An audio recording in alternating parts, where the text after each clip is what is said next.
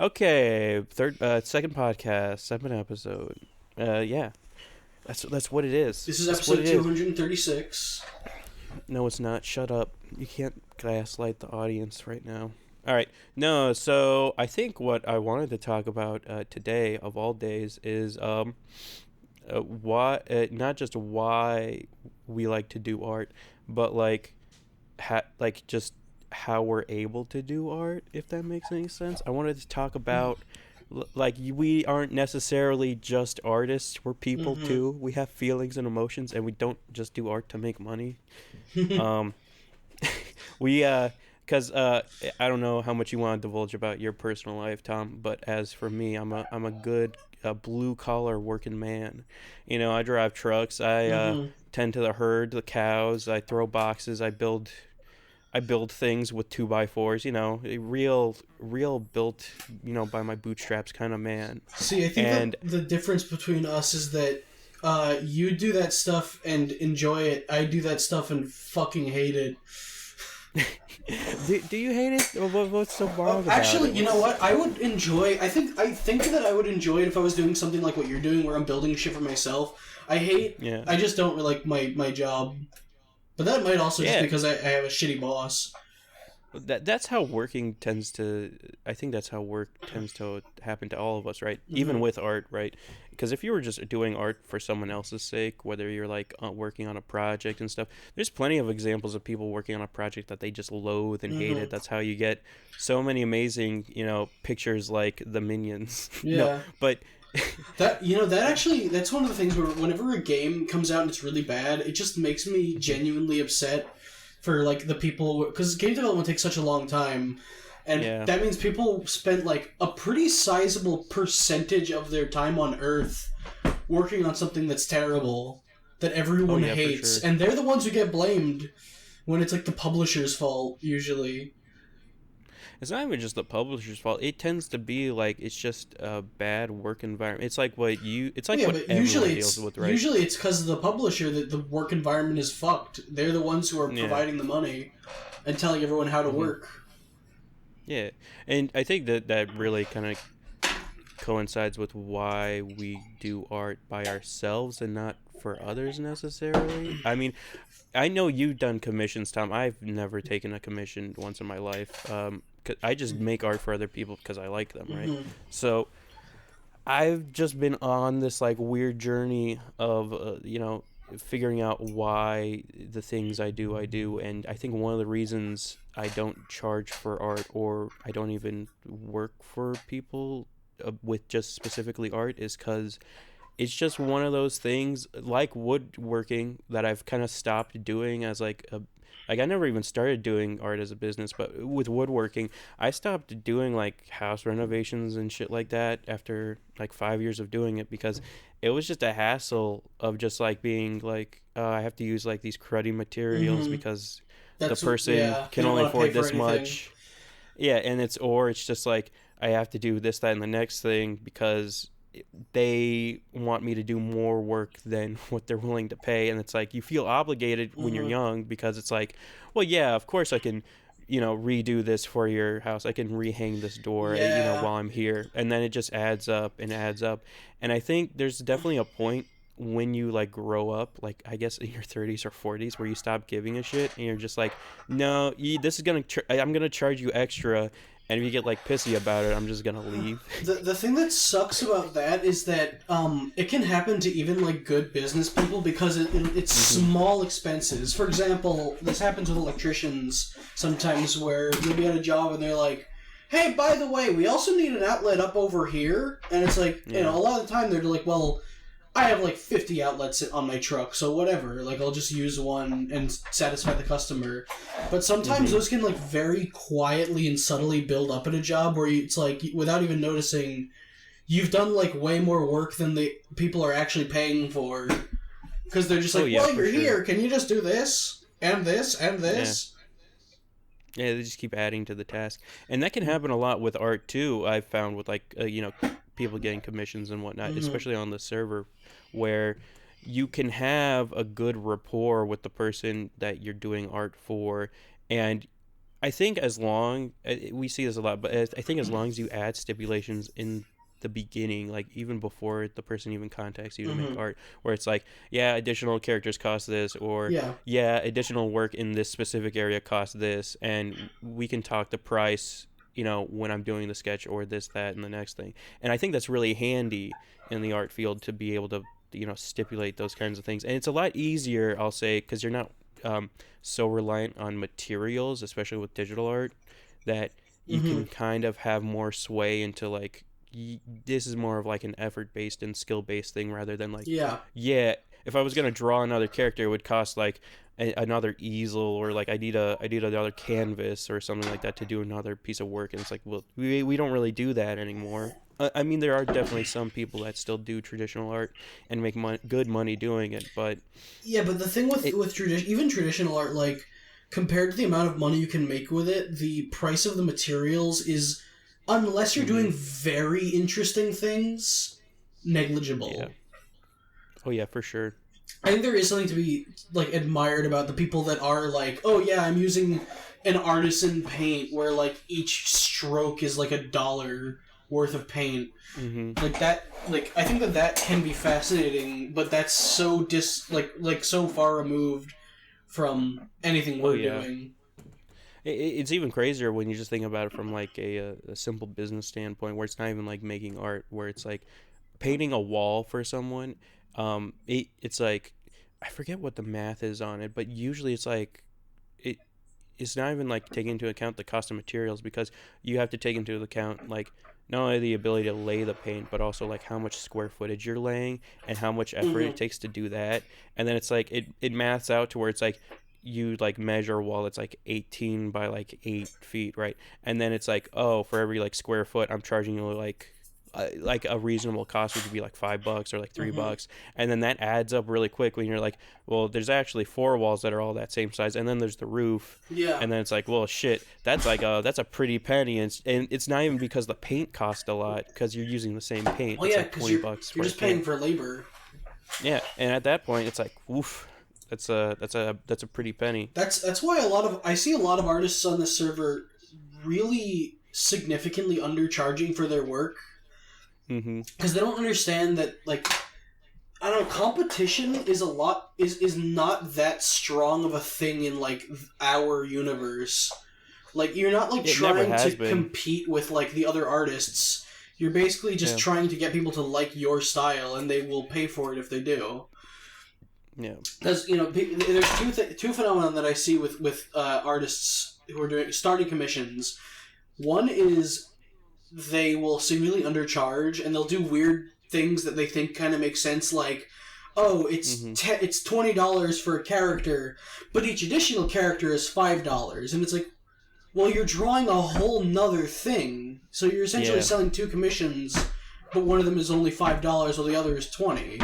Like that doesn't make Mm-hmm. sense. That's especially because it should be exponentially more, because if the two characters are interacting, that significantly increases the complexity of the piece. Mm-hmm. Um, but they'll just be like, well, I don't know, I saw that on someone else's commission sheet once, so I did that. And the other thing that they'll do is, I used to do this, I still have a slight problem with it, is, they're like, I'm getting money for my art. That means I need to put in more effort than usual. That means I need to, like, really make it good. Mm-hmm. And what they end up doing is they make something that's really stiff and, like, not their art style, because they're just like, I'm trying way harder than usual. And then the client gets it, and instead of being like, wow, that's amazing, they're like, oh, thanks. And then they leave. Because it's like, the reason they're paying you in the first place is they saw your art, and they want something like that. But people Mm-hmm. just, it's hard to get that through your head. You want to make something better for the person because they're giving you money for it. But you just Yeah, end up it's making something shitty. it's definitely interesting, because I feel like the mindset usually is like 100% of the time from the artist's point of view is like, oh, this could be a big business guy. This could be something. This could be put on a T-shirt, right? And those instances do happen like once in a blue moon, where it's like, oh yeah, I'm gonna use this as branding, and then you have to work on like what that means for you as an artist, where it's Mm-hmm. like, do you take a cut of that, or do you allow them to use it within a certain time period? It's like, and that's all good and fine, but I think the biggest problem with artists is is a common phenomenon, which is that they don't know anything about business, and the only artists that are good at their job are the ones that know anything about business. Not to say that me and Tom know a lot about Your business, but your what, your voice is glitching out like crazy. You sound like a robot. well, that doesn't matter because I'm recording my own audio. But well, anyways, to reiterate, what I'm saying is, not a lot of artists make good business people, but the ones that do tend to be pretty popular, Mm-hmm. um, because they know how to spread their influence as well as make money off of that. And not to say that me and Tom are like super business savvy, but I will say this much as I'm someone who's, really not. yeah, as someone who has ran a business of, fixing, like remodeling stuff like that, it definitely takes a toll when you're a goober like me and you feel sorry for the people you're working for when you really shouldn't be.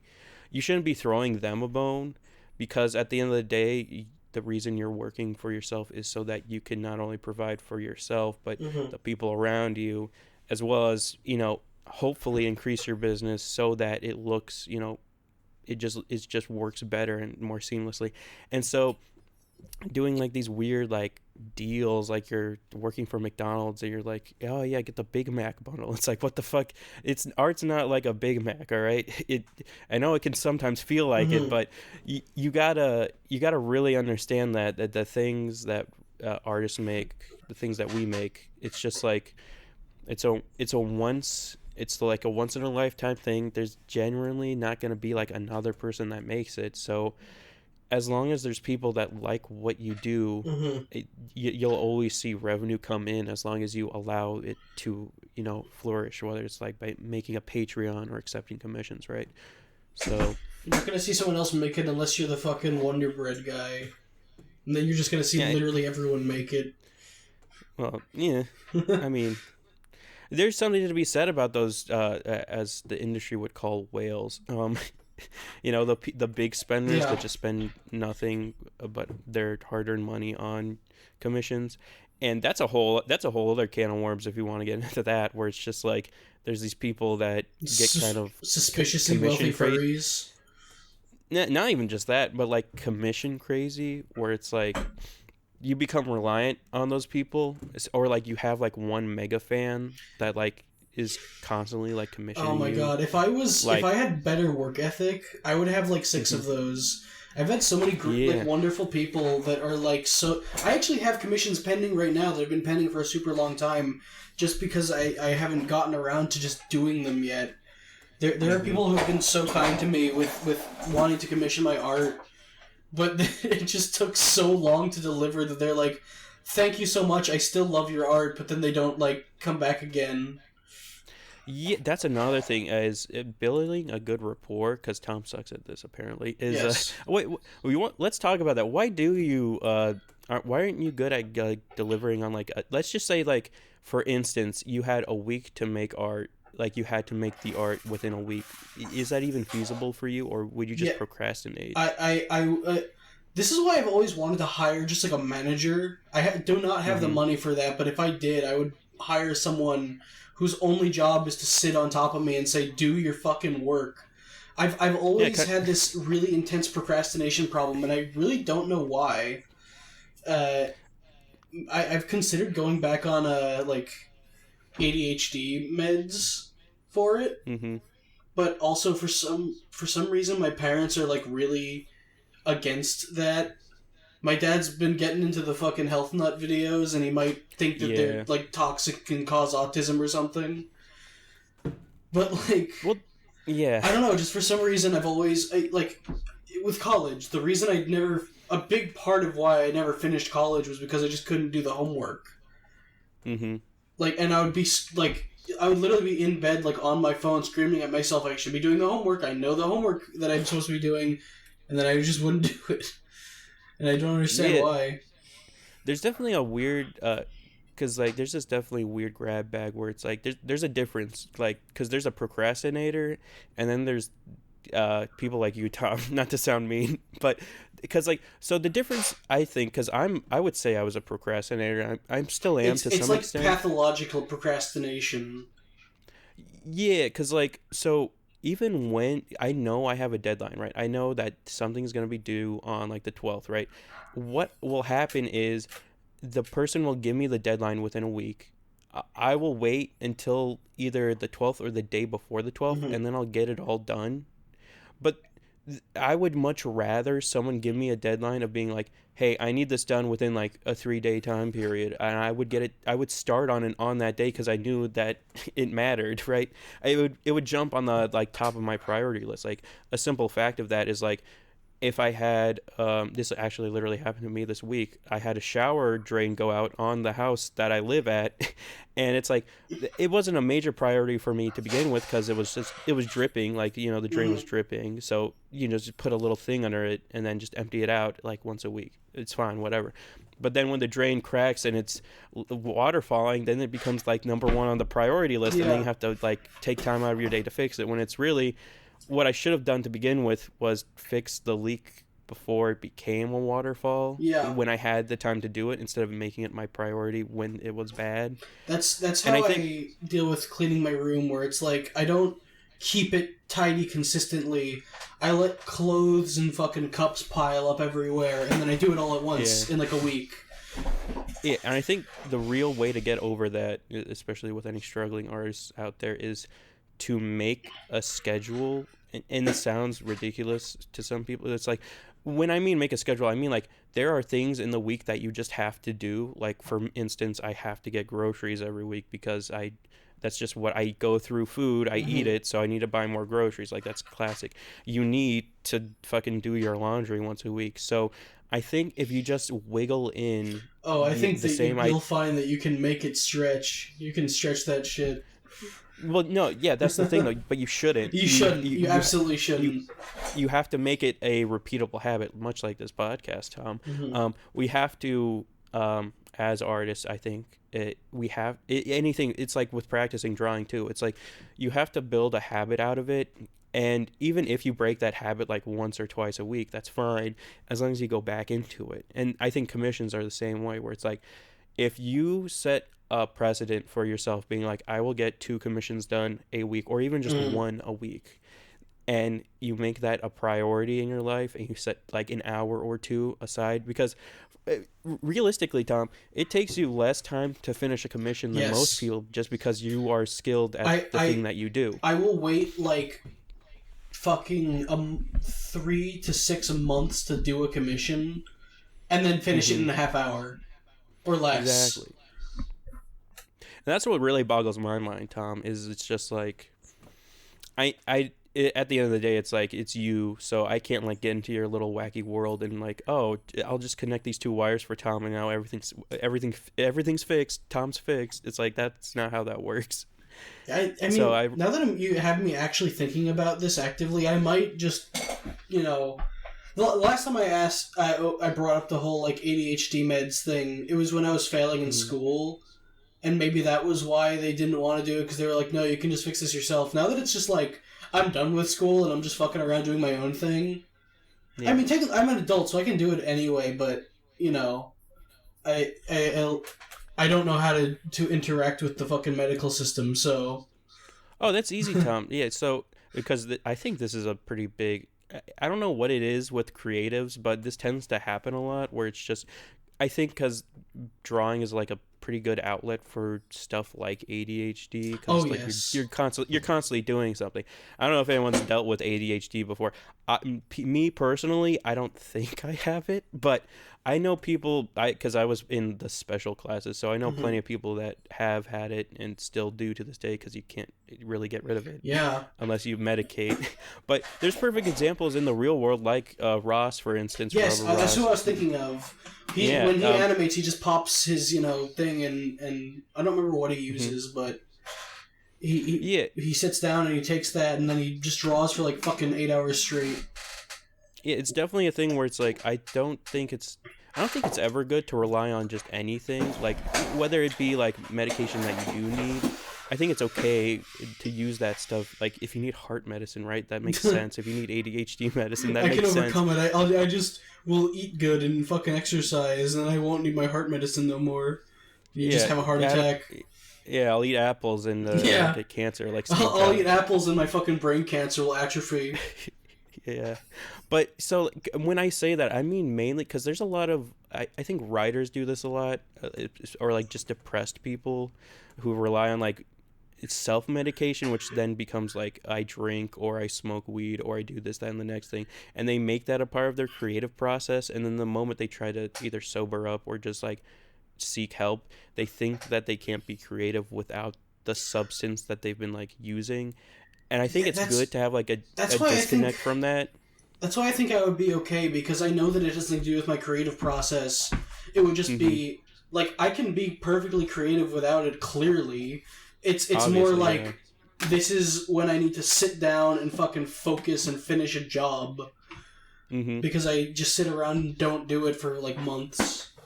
Yeah, and you can make a habit out of that where Hmm. it's like, okay, I at 5 o'clock, at like after work or this or Hmm. that, I take the medicine and then I just do my thing. I do the thing I need to do, and then Yeah, all the rest of the time you can just be like, oh, willy nilly. I just draw when I feel like it, and that's fine. It's important to know what you need to operate in life because yeah. there's definitely people that do self medicate and they're more than fine, but then there's people that take advantage of that idea and they just keep on keeping on and they don't improve, they get worse. And so it's this real dicey scenario where it's like you go to like a fake psychologist or something. You just Hmm. use like those cool apps that are like, hey, how do I Better get help. cool yeah, you go to your BetterHelp guy. By the way, this is not sponsored by BetterHelp yet. This is sponsored by BetterHelp. It could be. Isn't You it never weird that all know. the YouTubers are just like? Remember when BetterHelp had this massive controversy and It everyone still was talking about does. it, and then just a year or so went by and every YouTuber was like, let's just take back our BetterHelp sponsor. Yeah. Even No. like fucking Vsauce too, I think did a BetterHelp sponsorship, and I was like, come on guys, what are you Yeah. No. doing? People will always sell out. It's funny that that word has kind of gone by the wayside now. It used to be back in like the 2000s. Someone makes a fucking merchandise or shirt for themselves, and then you'd call them a sellout for Hmm. making a shirt.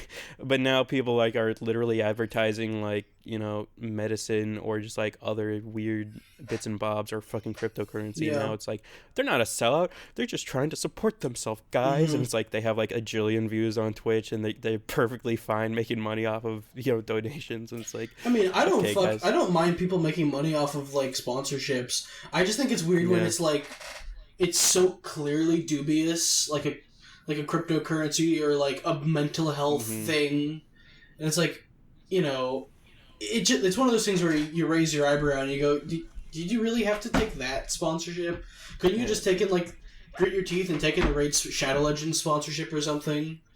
See, Tom, you're just mad because you haven't figured out a way to integrate Raid Shadow Legends into your commissions. I think if you like made the characters have like Raid Shadow Legends merchandise on top of the commission, and then you told Raid Shadow Legends like, "Hey, baby, look at this," and they'd be like, "This is perfect. This is secret. We got advertisements here. We got your commission here. It's all synced together. This is really good advertisement." And then the person you give the artwork to will be pissed off. The But person like in the artwork is you'll like, make what the fuck is this? you'll make all that delicious raid money. Could you imagine, like, if some gets, like, is commissioned by fucking Raid Shadow Legends to, like, animate a porn thing for, like, $100,000? That'll never happen. I could fucking see Raid doing that. They don't seem like they care about having a squeaky clean image. Well, speaking of squeaky clean images, there's like this weird because okay, so we all remember not too long ago Twitch allowed Mm-hmm. tasteful art like hot tub streams and stuff like that, and then after that they added actual tasteful art, which was you could slip a nip or two if it was like a drawing and it was like there's no penetration because that would be porn at that point, right, Tom? So as you say, Mm-hmm.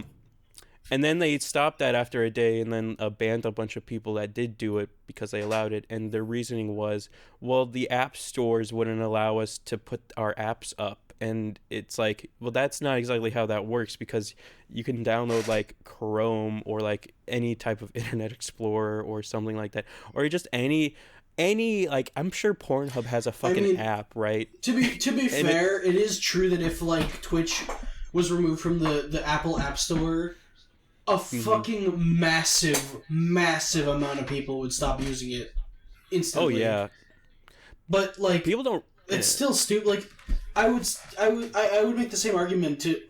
See, the thing is, Apple wouldn't care about this argument. They just still say "fuck you," remove it, or we'll kill you. hmm But the argument is just like, Twitter has tons of porn on it. Google has tons of yeah. porn on it. Google's basically a porn machine. Bing has tons of hmm porn on it. Like, most social medias that aren't censored have tons of porn. Also, the internet itself has tons of porn. So what the Yeah. fuck are you like protecting from? hmm As Yeah, long as it's the system itself has a robust way of preventing people from seeing it if they're underage, as long as they say they're underage, then who cares? Speaking of something like that, because YouTube does that.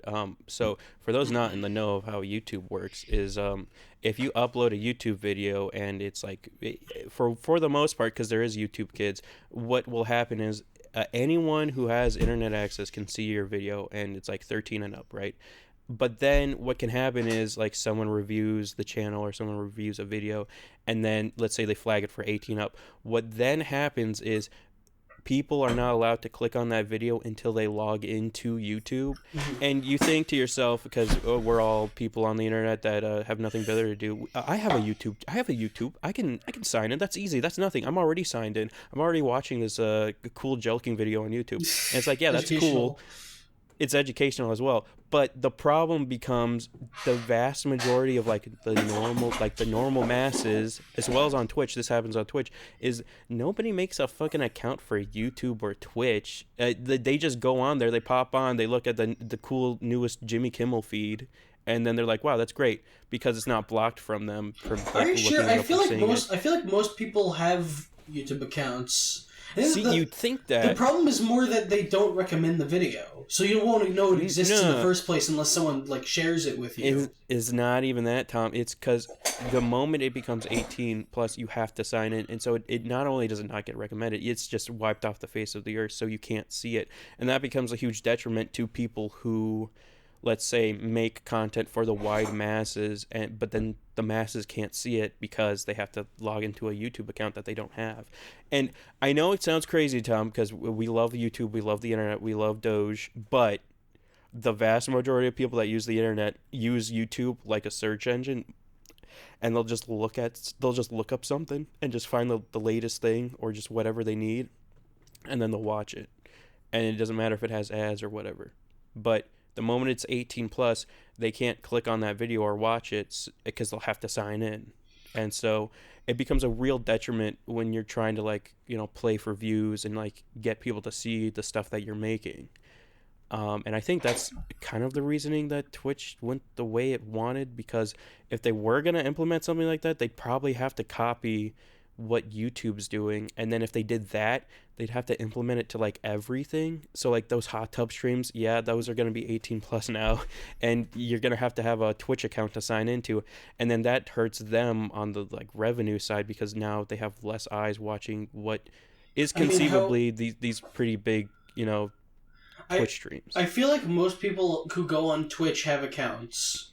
I feel like most people who go on Twitch, the vast majority for Twitch in particular, what I feel Well, like what most people will do is they'll go on, they'll be like, I want to watch a Twitch stream, and they'll go on, and they'll be like, I want to send messages. I guess I'll make an account, and then they make an account because it takes 30 seconds. oh yeah, that you say that, right? But there's definitely been studies done to like see how willing people are to like click a link and then click another link, and then so on and so forth.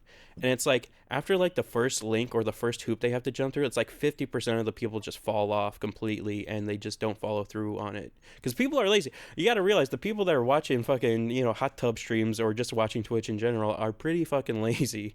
And to make an account just so that you can have the off whim chance of being able to type in chat and just be like, haha, and be like one of the tens of thousands of people in the chat being like, whoa, crazy. Or even if you have like, The only people that generally go out of their way, I think, to make an account are the people that are watching weird underground streamers, and there's like 7 people in chat, and they're like, "Yeah, fuck it, I'll make an account because this person's gonna have to see what I type, right?" And then they type it, and then the person sees it, and it's like, "Oh, okay," and then the fucking machine keeps on rolling, I don't know. It's just that you know? my experience is like my family is very, very like not techie at all. That Mm-hmm. they're definitely in that like use YouTube like a search engine camp, but even they all have YouTube accounts and Google accounts. I think that is You just something that say you accumulate over time. Eventually, one day you're like, fuck it, I'll make a YouTube account, whatever.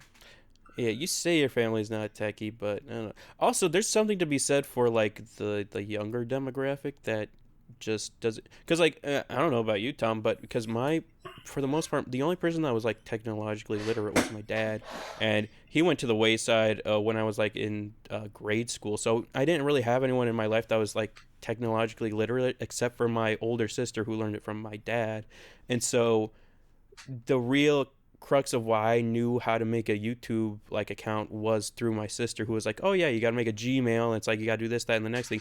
And when you're like in middle school or even in grade school trying to like get on the internet, it's like, "Holy moly, this is a lot of stuff. I'd rather just play with my Mm-hmm. Legos." And really truthfully the first YouTube account that I ever had was made because my sister made it for me.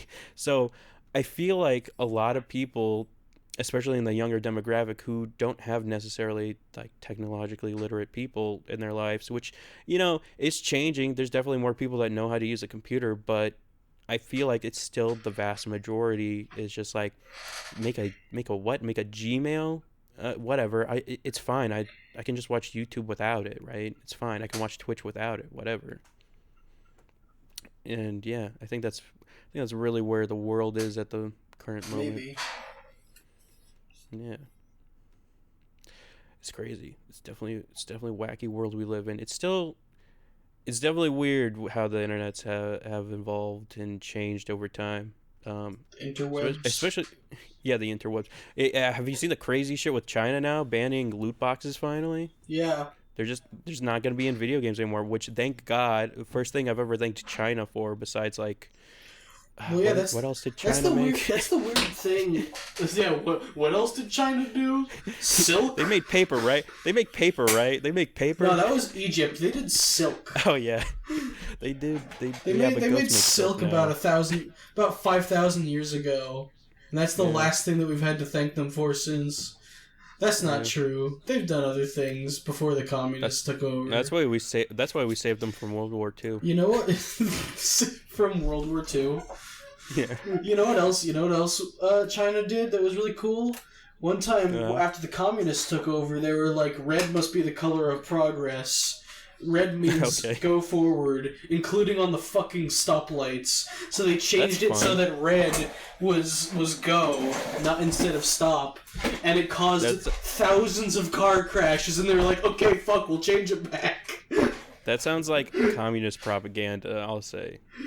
Well, Um, is the communist propaganda? What? Like they're producing propaganda against themselves?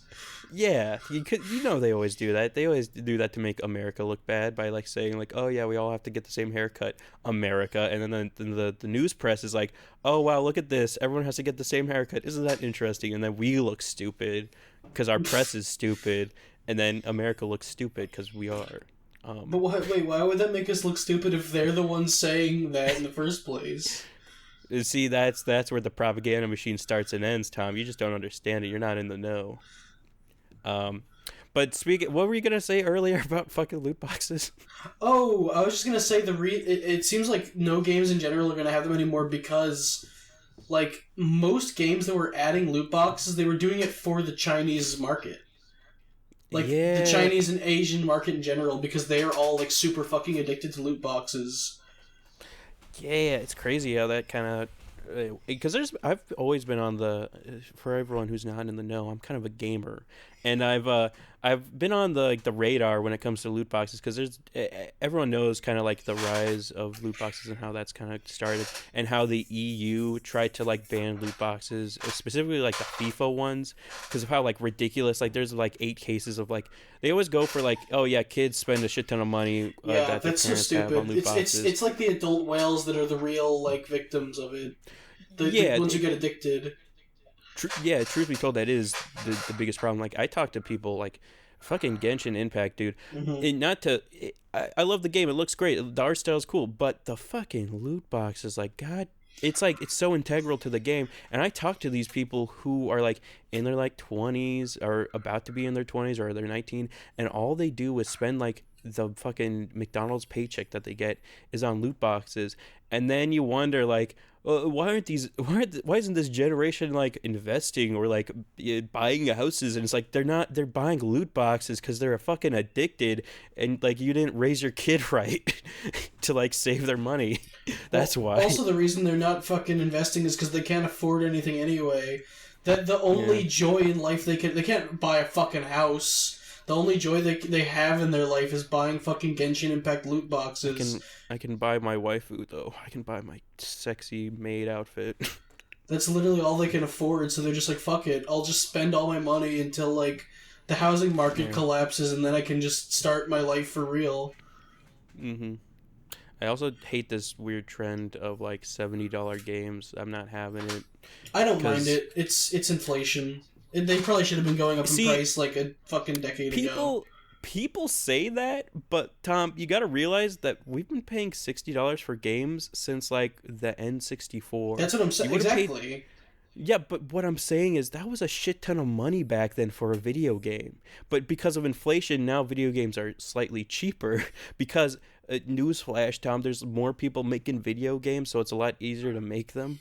And there's like a whole indie scene that's like Well, yeah, undercutting this like that's AAA why business that's too. why they were able to keep the prices below 60, like at 60 for so long. But now I don't think we're not in a negative fucking interest rate market anymore. I don't think that's why they were able to keep it at 60 for so long. It definitely is. It's because, well, it's that production costs were going up, but also the popularity of the medium and the user base was going up faster. So they were like, Yeah, but okay, we can just keep it at 60 because we're still making equivalent amounts of profits. like production has gone to the wayside because nobody buys physical media anymore. So there's like That's a whole never other. been. That's never ever been where the budgets went. It wasn't Well, shit. well, We no, have to it produce does so many because CDs because those are like negligible. The no, production but value it comes from like making the game. no, it's not just that. Because like we've seen it with Nintendo. Like they because like originally Nintendo was doing this whole crazy thing, which is like, oh, buy the digital game for $50, and it's like that's pretty cool because they're not having to not only make a game and then like ship it out, which costs money, to like give you a physical item at your local GameStop, and it's like That does. that's like a whole other logistical I nightmare guess what I'm too that saying like adds is cost. that like it does add cost, but the amount of cost it adds compared to the near $1 billion budgets of certain games, it is negligible. It's like Yeah, but you video games know, have always AAA games that are good always make a return on investment, or yeah. they try to do the fucking GTA 5 bullshit where it's like we make not only return on investment, we make continual profit because we have loot boxes and shark cards. And it's like, okay, Wait, but I cool, guess that's kind of what cool, I'm I trying to guess. say is like the costs have gone up to a point, and we're not in like a zero interest rate market anymore,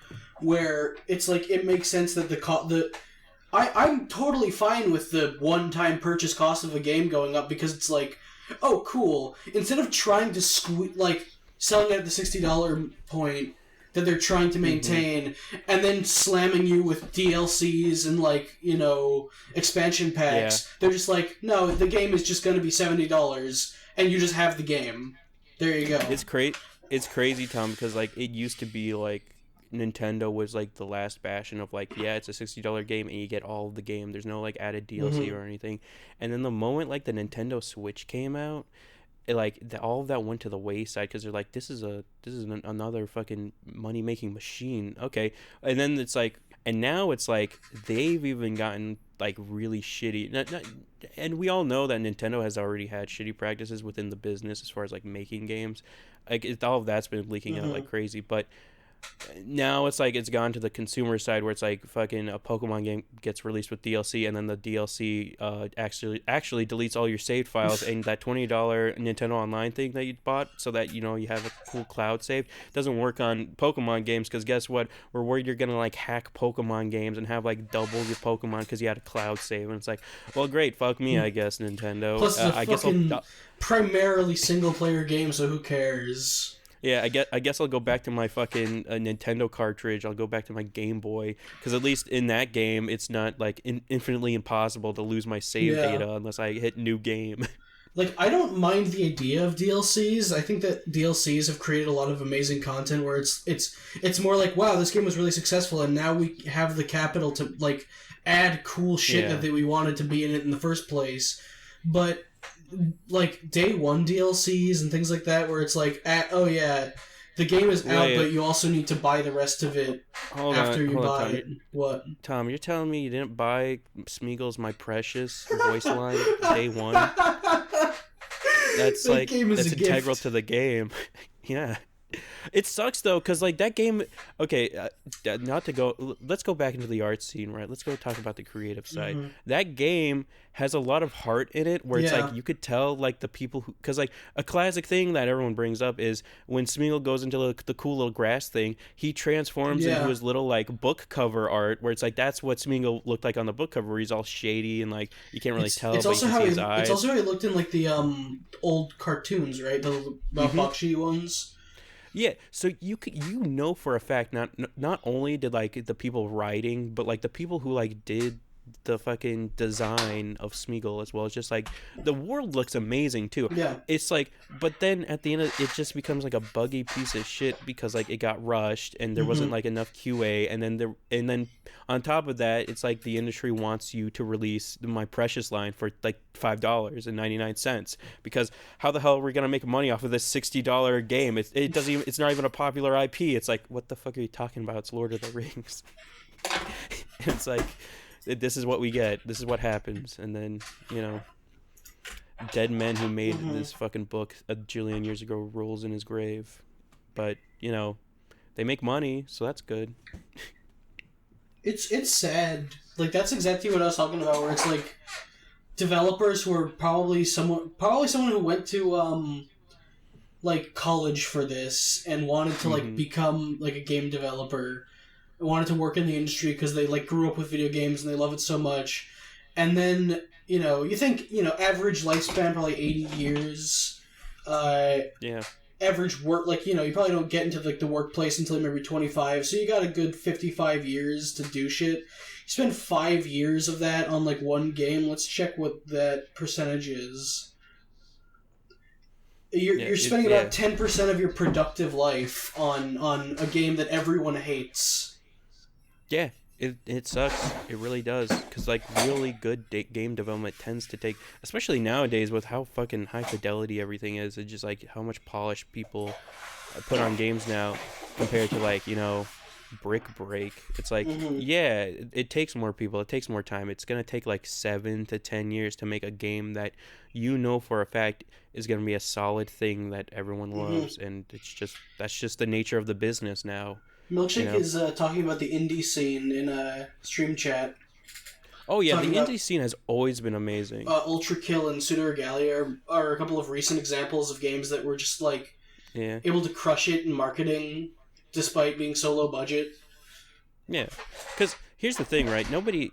This is another little business thing for those people who don't know.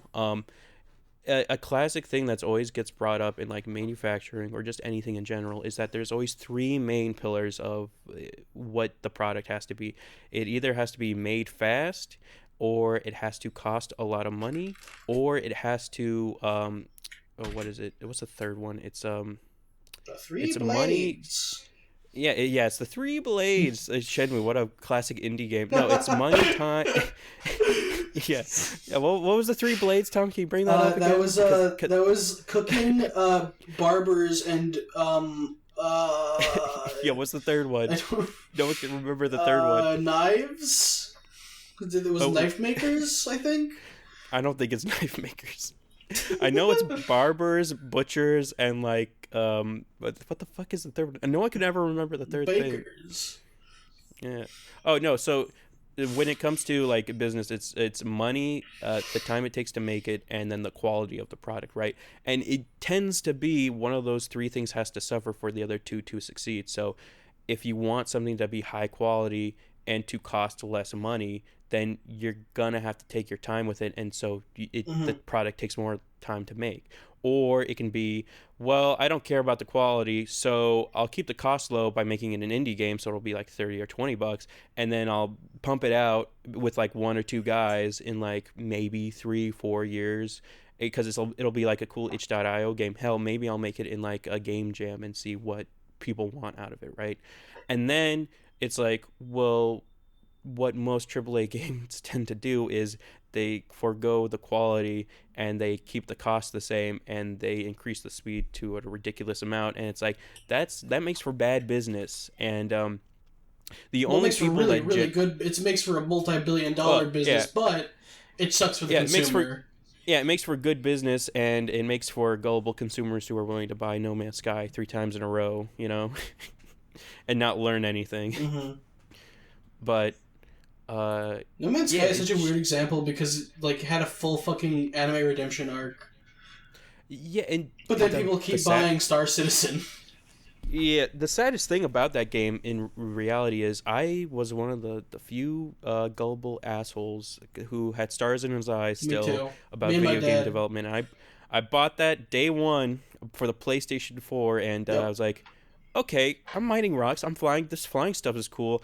Where's the gameplay? And I kept playing it. I was like, okay, I'm gonna hold out for like 8 hours. Something's gonna happen. And then I'm like, okay, I'm gonna hold out for like 16 hours. Something's gonna happen. And then like you get the Twitter notification of the guy who like completed No Man's Sky. And he's like, yeah, I completed it, and it just turns out you get teleported back, and you have to like redo the whole thing. No, wait, is that how the game originally ended? Yes, that's how the game originally ended, where he's like, okay, because the guy was like, I'm going to speed run this game and see what's what. And he went to like the center of the universe, and it's like, yeah, after that, you just basically get teleported back and you have to redo everything. That's really funny. Wow. It basically just gives you a new game plus, but without any interesting spin. It's not even a new game plus. You just teleport back. Well, you go back to the first planet, but now you still have like all the shit you got. You go back to a random planet. Oh. Like you don't even go back to your original planet. Like, and then the other Twitter thing that popped up was like the two guys who like found each other on like the second day. Yeah, and they couldn't see each other. Oh, okay. They were just invisible. This is what this game actually is. And then the stars get wiped from your eyes, and you're like, it's all that's left is tears. And then you see the game now, and it's like, wow, this game's amazing, but I'm never gonna play this game ever again because I've sunk too much time into it already. When it was I've played it a bunch of times after, especially it's very fun in VR. Yeah, I'm just like one of those people where it's like I've spent so much time on this game when I wish it was just this game originally, and like it just took its time, and I would have bought it the same, and I would have had a better experience. But I've spent too much time on you. I can't spend any more time doing the grinding, doing the fucking mining. I'm just gonna go play a new game like Baldur's Gate 3. I guess I don't. I'm the kind of person where I don't care at all about how old a game is. I'm just like, oh yeah, that game is fun. I should play it. Mm-hmm. Most of what I've been playing lately has been very old games. I'm playing through the kind of not the Amnesia games, but the games made by the people who made Amnesia. What is it called? Penumbra. Those are like old Source games, but I'm like, these still hold up, so I'm gonna play these. And you've seen how many thousands of fucking hours I have in Terraria. Yeah, I want just to reiterate it back to like the Amnesia people. It's like the craziest thing about Amnesia was the fact that it was made by people who made games from games, and then not only that, but they went out of their way to make a game that you could then turn into your own game, and then that like spread a whole other community of people being really? like, yeah, what was that? Yeah, it was crazy. I don't know if you saw it pop off on YouTube back in the day, but what people would do is because Amnesia was like super like open source, where it's like, use all their assets and make your own. They had make your own Amnesia games. Did they have like their own workshop or anything, or was it more like kind of open than that? Like you had to go to like Nexus or something. it was very like I don't want to say it was like underground, but it's very much like if you have amnesia, then you can just use amnesia to make more Yeah. amnesia. Like that's how it was. Because I remember Because watching a they few PewDiePie videos of those, I think. Or Mark... No, Mark... It was Markiplier videos. yeah, because the amnesia team was the same way, where it's like, and the same thing like Valve has, where it's like they have a real respect for Mm-hmm. like, yeah, if I wasn't able to like code or mod this game, then I would have never made my own game. So what I really want is for other people to like mod or Not to make mention, a like, new amnesia game with my amnesia game. for Valve, it's genius because they're, like, an online video game marketplace. So they're like, more games on the market is good for Yeah, us. yeah. It's crazy to me that they've gone out of their way to be like, yeah, not only do we want you to put your game on here, we want you to make money off of it because hey, at least we get a cut of like 5% or whatever. It's But you it's guys put in all the 30%. work. It's actually Oh, it's thirty kind of percent. bad. It's not as bad as most, I'll say. It's actually the same as most. Most is Yeah, 30%. yeah. Well, But still, I think that they have other policies that are better for developers. yeah. At least it's not like Unreal Engine where it's like what you have to give your firstborn Yeah. in like 50%, Plus, no they allow matter how porn good the game games. is. Yeah. All the porn games are gonna get deleted off of Steam now because they all use Unreal. Yeah, I wonder how Okay. many games are going to convert over to Godot now. A fair amount, I assume. It's fucking crazy that like the people that made what was it? The cultist game, Cult of the Lamb, right? Yeah. Were like openly saying like on Twitter, like, yeah, we're just gonna take this game down once Steam, once Unreal Engine is like, yeah, we're putting this into effect immediately. And it's like, yeah, we're just gonna remove our game, and it's kind of shitty, but also I get it, but also it's like, well, now you're just like you're driving a demand of people who are like, I gotta buy this game before they take it down. It's like, okay, But also, I mean, I think that the reason they were saying that was literally because it's like, yeah, if this goes through, yeah. we're going to go fucking bankrupt. Yeah, it's true. It's crazy that people don't realize how much money they reinvest into making their games again. Like anytime like any indie game or like just any game in general makes like a shit ton of money, it tends to be the money first goes to the people that made the game, and then the vast majority of the money that gets made, as well as over time, goes back into reinvesting into making other games. And sometimes those games flop and they can't really make another game, and so that's how you get these cool, game developer companies just go to the wayside and Mm-hmm. break up and die because they just couldn't make a AAA game for less than a chicken and a cow and maybe some feed. Then you have those crazy companies where it's like, it's like the people who came out of the crucible of like Kickstarter to make genuinely good shit. Mm-hmm. They Yeah. always are like, oh yeah, we're raising like $100,000, and we're gonna make like we're working on the like indie developers who've made like 30 different games where they just go on Kickstarter and go, yeah, we have this idea, we think it's gonna be really cool, and we only want 100K to make the whole thing. Thanks, and then Yeah. they do it, and it's amazing. It's like, how do you do that? Like, how do you make a game for less than like $1 million? It's insane. Yeah. Or the people that just like go back because this is an art podcast. I get video games are art, but like the people recently, I don't know if you know about this game. It's been popping off, but the Class of '09. Have you seen that, Tom? I haven't. What is that? So okay, so here's like a brief synopsis, right? So this nerdy guy makes basically a quote unquote dating sim game that's not a dating sim game at all, because it's mainly just to poke fun at like 2009 humor, as well as just like through the cynical eyes of like a 16-year-old girl who has like a dad that offed himself, right? So it's very funny, it's very cutesy, it's more funny than cutesy. And then so that guy then remade that game and called it Class of '09 Re-Up, and it has like it doesn't have necessarily better graphics, but it has like better like end scenes or like hand drawn things that look really nice on top of the already good writing. And now just recently they had a Kickstarter go up to fund their anime project because they want to make an anime out of it, and they got like a shit ton of money like that they weren't asking for. Like they were asking like for 35,000, and then they got like triple or quadruple that amount, and now they're able to like make like 11-minute pilot Mm-hmm. because they can have a actual animation team make it, and then ideally it's either do the fucking YouTube thing where it's like just get it fun through Patreon, or maybe find someone to buy it and then produce like a season of it. But it's very interesting how, you can have a game or just like ideas, and then they kind of spew out into Yeah. like an actual full ass animation project that's in the works currently right now. Guys should check it out. Class of '09. It's pretty cool. It's pretty neat. It's kind of been popping off on YouTube, I think. Um, but it's been a good game since like at the get go, because it just had really good writing. Mm-hmm. I don't know if it's your kind of thing, Tom. I don't know if you like dating sim games or story based games rather. I mean, I do like story based. It just depends on what the story is for me. Yeah, it's just a glorified choose your own adventure game. It's a very cynical way of putting it, but it's fun. It's neat. It's you know kind of wears its welcome after you like replay it for like the fifth time, and you're like, oh, I've seen this scene before. Yeah, But there's a lot of funny stuff in it. And there's people in it that Tom, like Tomar. Tomar's voice in it? acts in that game. Hold Tomar on, voice acts in that Let me game. get my credit card. Yeah. So for all you people with your parents' credit card next to you, and you love, cool Newgrounds artists making games, yeah, spend money, live better. Sponsored by Walmart. No, shut up. Yes, it is. You can't say that. You can't fucking say that. It is 100% sponsored by Walmart, and that is true. No, it's not. You can't say that. We're gonna get sued by. And We're gonna get sued by the wall. We can't say that. Walmart actually said in our copyright here. It says when you get in our copyright. In our copy read, for the marketing.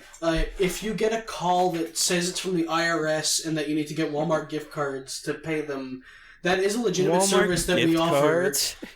No, they don't make Walmart gift cards. They don't. They make Target. Sure? They make Target gift cards and Starbucks gift cards. Well, yeah, we also sell Target gift cards.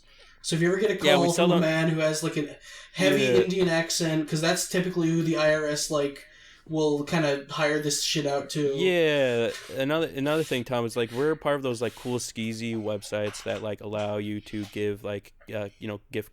Not even gift cards, but cool keys to video games, and then they sell them at bulk for less the price, and it's all stolen keys and stuff. Yeah. We kind of pioneered that. We started that actually, and you Walmart. Should look into it. Yeah, we're not Walmart. We're just sponsored by them. We're not sponsored by anyone. We're fucking rogue, dude. We're fucking raw, and we mean it. That's mean why it when you we should send all stuff your like Walmart this. gift cards to this PO box. Can you read out the numbers, please, Tom?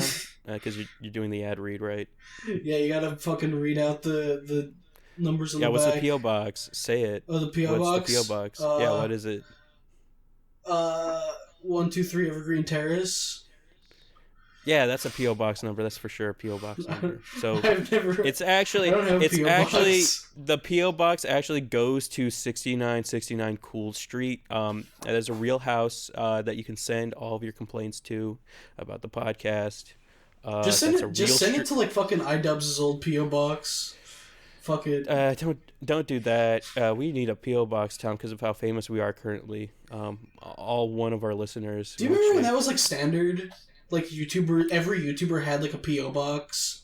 Well, yeah. So for those not in the know, back in the day when people say they were, quote unquote stans, it really just meant you were a fucking stalker piece of shit that would find any means necessary to find a YouTuber and slit their throat or eat their hair.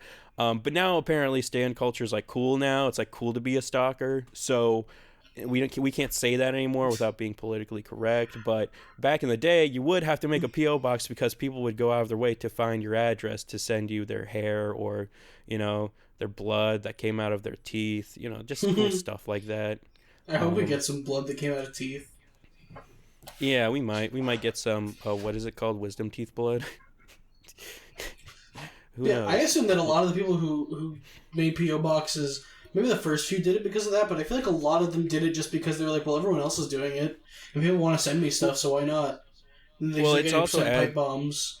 Well, that's the thing, though, right? It adds an extra layer of security when you have a PO box because then the mail already has to be vetted, but like when you have a PO box, it gets vetted like to the nth degree because they have to like keep it on hand before they give it to you. So they have to make sure they're not just holding anthrax just willy nilly. I like the implication there that if it's just going to person's house, they're like, well, it's not gonna be our problem anymore.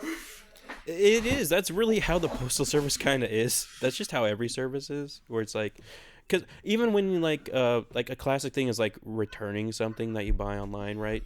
Everyone wonders like, well, what happened? You know, we could make a really cool Pixar story about this, where it's like, what happens to the cool clothes you return from Amazon? And it's like, ever wondered? And literally, the transaction that happens is you return it to like a JC Penney's or whatever, and you know what happens to that fucking Amazon box? It goes to a landfill. Not only that, sometimes it goes to these resellers that are like, we buy all of your garbage in bulk, and then we put it out for like the masses, like the people who live in the boonies, and they go to these like weird like $7 stores where it's like, yeah, just buy this Amazon box for like $7. The price will go down like every week, every day, and yeah, just buy our junk. And then because people who live out in the country, for those who aren't in the know, are hoarders, because that, I guess that's just what happens when you have a bunch of land, is you're like, I need to cover this up with like cool stuff, kind of like Animal Crossing but in real life. So then they just buy all this shit that nobody wanted and returned because it was busted or broken, and they just fill their houses with it, and that's how you get hoarders. So it's like a weird kind of cool cycle of like it's like this disgusting. cool symbiote. Yeah, it's this cool symbiote of like, oh, your returned items get make my cool hoarder show that I can watch and eat popcorn with. Do you think there's ever hoarders that are like weirdly self-aware about it, where they're like, oh man, I wonder if I'll ever end up on one of those shows? I don't think there's people like that. There's this weird thing. There's the okay, so I don't know if you've seen this, Tom, where there's like the resellers of the resellers, where they'll do that. They'll buy like, they'll have their own home, but then they'll have like racks upon racks of like just the random shit, like a fucking Ted 2 on Blu-ray, or like just my weird, dad used like, to be like that. My parents actually used to run a like really successful eBay business until like all the corporations got involved, and now it's impossible.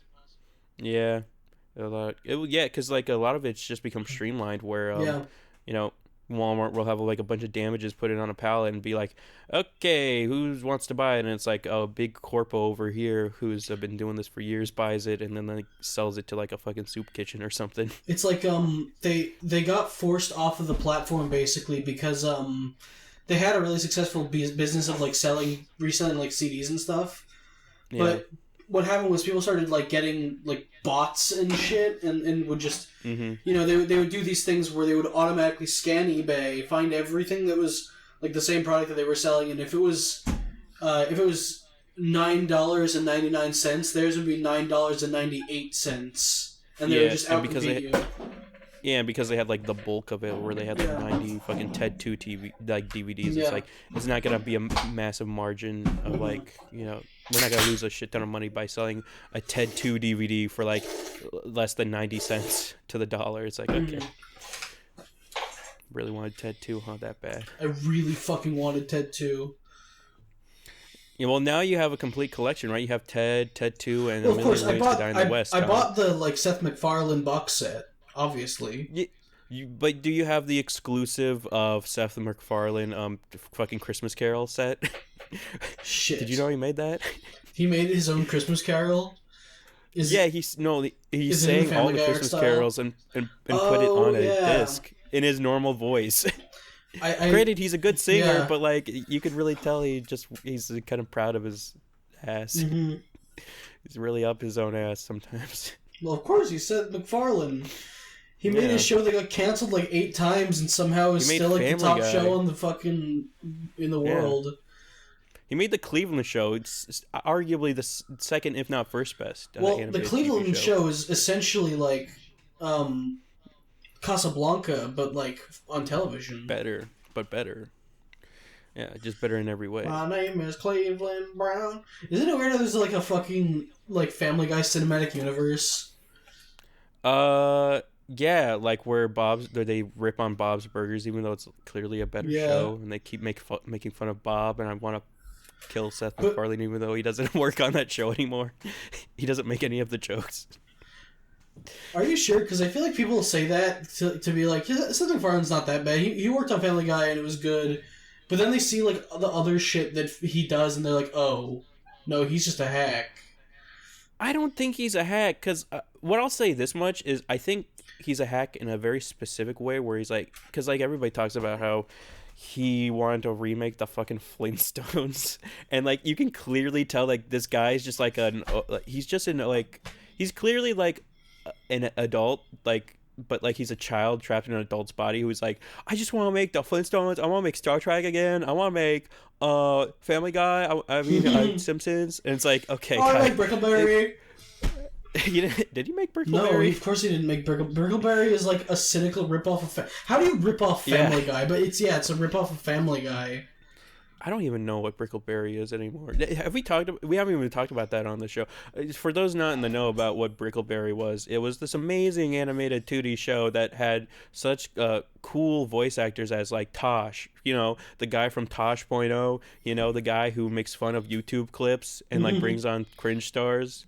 That guy, he played a bear, not too dissimilar to the Cleveland show that did have a talking bear.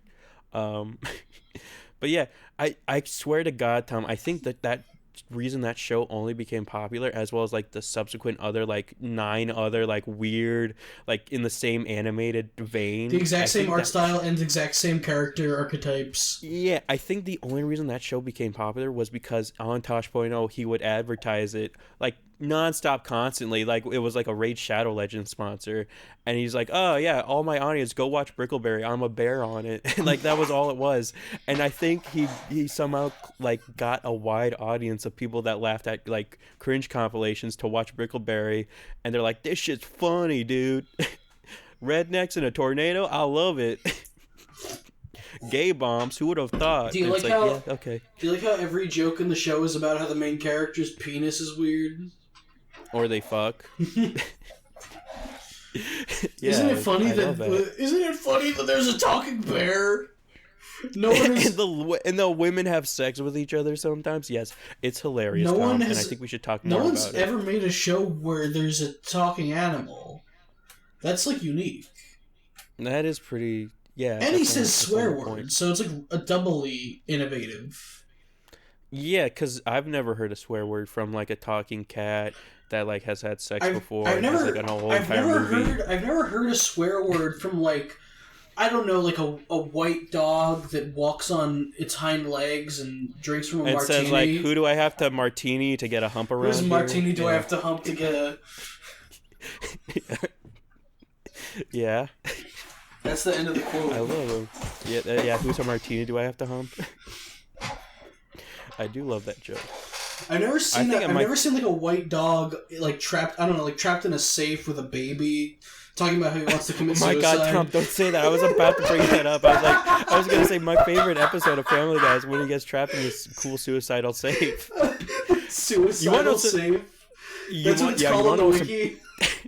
You know what's fucked up about that episode, Tom? What? Is I was humoring my dad, being like, because it was just like a thing where it's like, because I was living with a dad at the time, I was like in high school, and I was just humoring him by like watching Family Guy. It was like Family Guy was like our white noise while we like ate food and shit. So like we turned on Family Guy, it was like the latest episode. That's like fucking brain rot. And the latest episode was the fucking Cell episode. And I just remember that's the only day I remember watching Family Guy and us being utterly silent completely. And then I was like, I'm done eating. I'm going upstairs. And like that was like after the show was over. And I was like, oh my God, I think I'm not gonna watch Family Guy ever again. Like that was the moment I stopped watching Family Guy, like legitimately. That show has like, gotten so fucking weird. No, I think it's cool that like the family members want to have incest with each other. You can relate to that, Tom, right? Yeah. Cool characters do that all the time. Isn't it weird how like that show had a weird period where every episode was just about... Actually, they're probably still doing this. Every episode is about fucking Stewie and Brian. Like it's just their show. Yeah. Yeah, it's like Rick and Morty now. Mm-hmm. It is. It's like a weird sci-fi show about fucking Stewie and Brian like time traveling and like teleporting around. Because the first time they did that, Tom, it was brilliant and everyone loved it, and now they have no other ideas doing it. Yeah. What if I do Baby and Dog went to recall. World War II? I do recall that when those like they first did those specials, I enjoyed them as a kid. Where it Yeah. was like, Well, oh, it's because them like teleporting around and like going back in time. That's cool. yeah, very clearly those were those because that was obviously those episodes where it's like we have to spend the rest of the budget, or Mm-hmm. Fox or whoever is funding this is not going to give us a bigger budget next time. And it's like, okay, well, what do we do? Let's just animate things in Disney style, so because it'll cost a lot of money. It's like, yes, perfect idea. All right, keep going, spit fire them. What if we had Brian, but he was a human? And it's like, yes, brilliant. We'll have to create new assets for everything. What if It's we like, put Brian and Stewie in a safe? yeah, what if we Have that save a man lot killed. of money by only making a safe area? It's our safe space. What if we did an episode where Stewie reveals that his British accent is fake? Yeah, I love that one. That's another safe episode. Guy in the Because it guy, just takes place in one area. guy in the corner sweating and blushing profusely. What if we made an episode where Stewie gets pregnant with Brian's child? Well, maybe we can do that in season 54. They did that. They did do that, huh? The way you described that guy, I just imagine him like with his Monster Energy drink and a Snickers bar. I'm imagining he's like fucking horny and gooning in the back of the fucking room. What if we Brian fucked Stewie? He's stabbing off his forehead. Yeah, he has to take off his fedora I really want because to it's too see. hot. I really want to see like a rotoscope video of like a gay porn where it's just replaced with Brian and Stewie. That's what he said in the writers' room, but he had to like tone it down a bit. You're It's like- describing verbatim what he said. It's like as long as like the Kanye Twitty bits. It's just like Oh fucking my god! 5 minutes. Can we have a Conway Twitty bit in our podcast? Bring it to Kanye Twitty.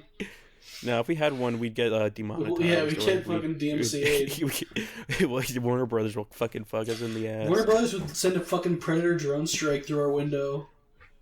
Warner Brothers would send the Warner Bros and Dot to fucking kick us with like They'd send baseball the. bats. You're saying they'd send the Warner Brothers and the Warner sister too? Yeah, Dot. Yeah. They wouldn't even give us like the good characters like Like Freakazoid Prince. or Prince. Yeah, that's a Warner Bros exclusive. Prince. Can we have a? What if there was an extended scene where it's just Dot fingering Prince for 5 minutes? I think someone's already made that, Tom. I'm sure they have. I bet they have. Isn't that fucking weird? No, not really. It's crazy to me that people think like art's gotten like so like the classic one is the bowling pin getting fucked scene, right?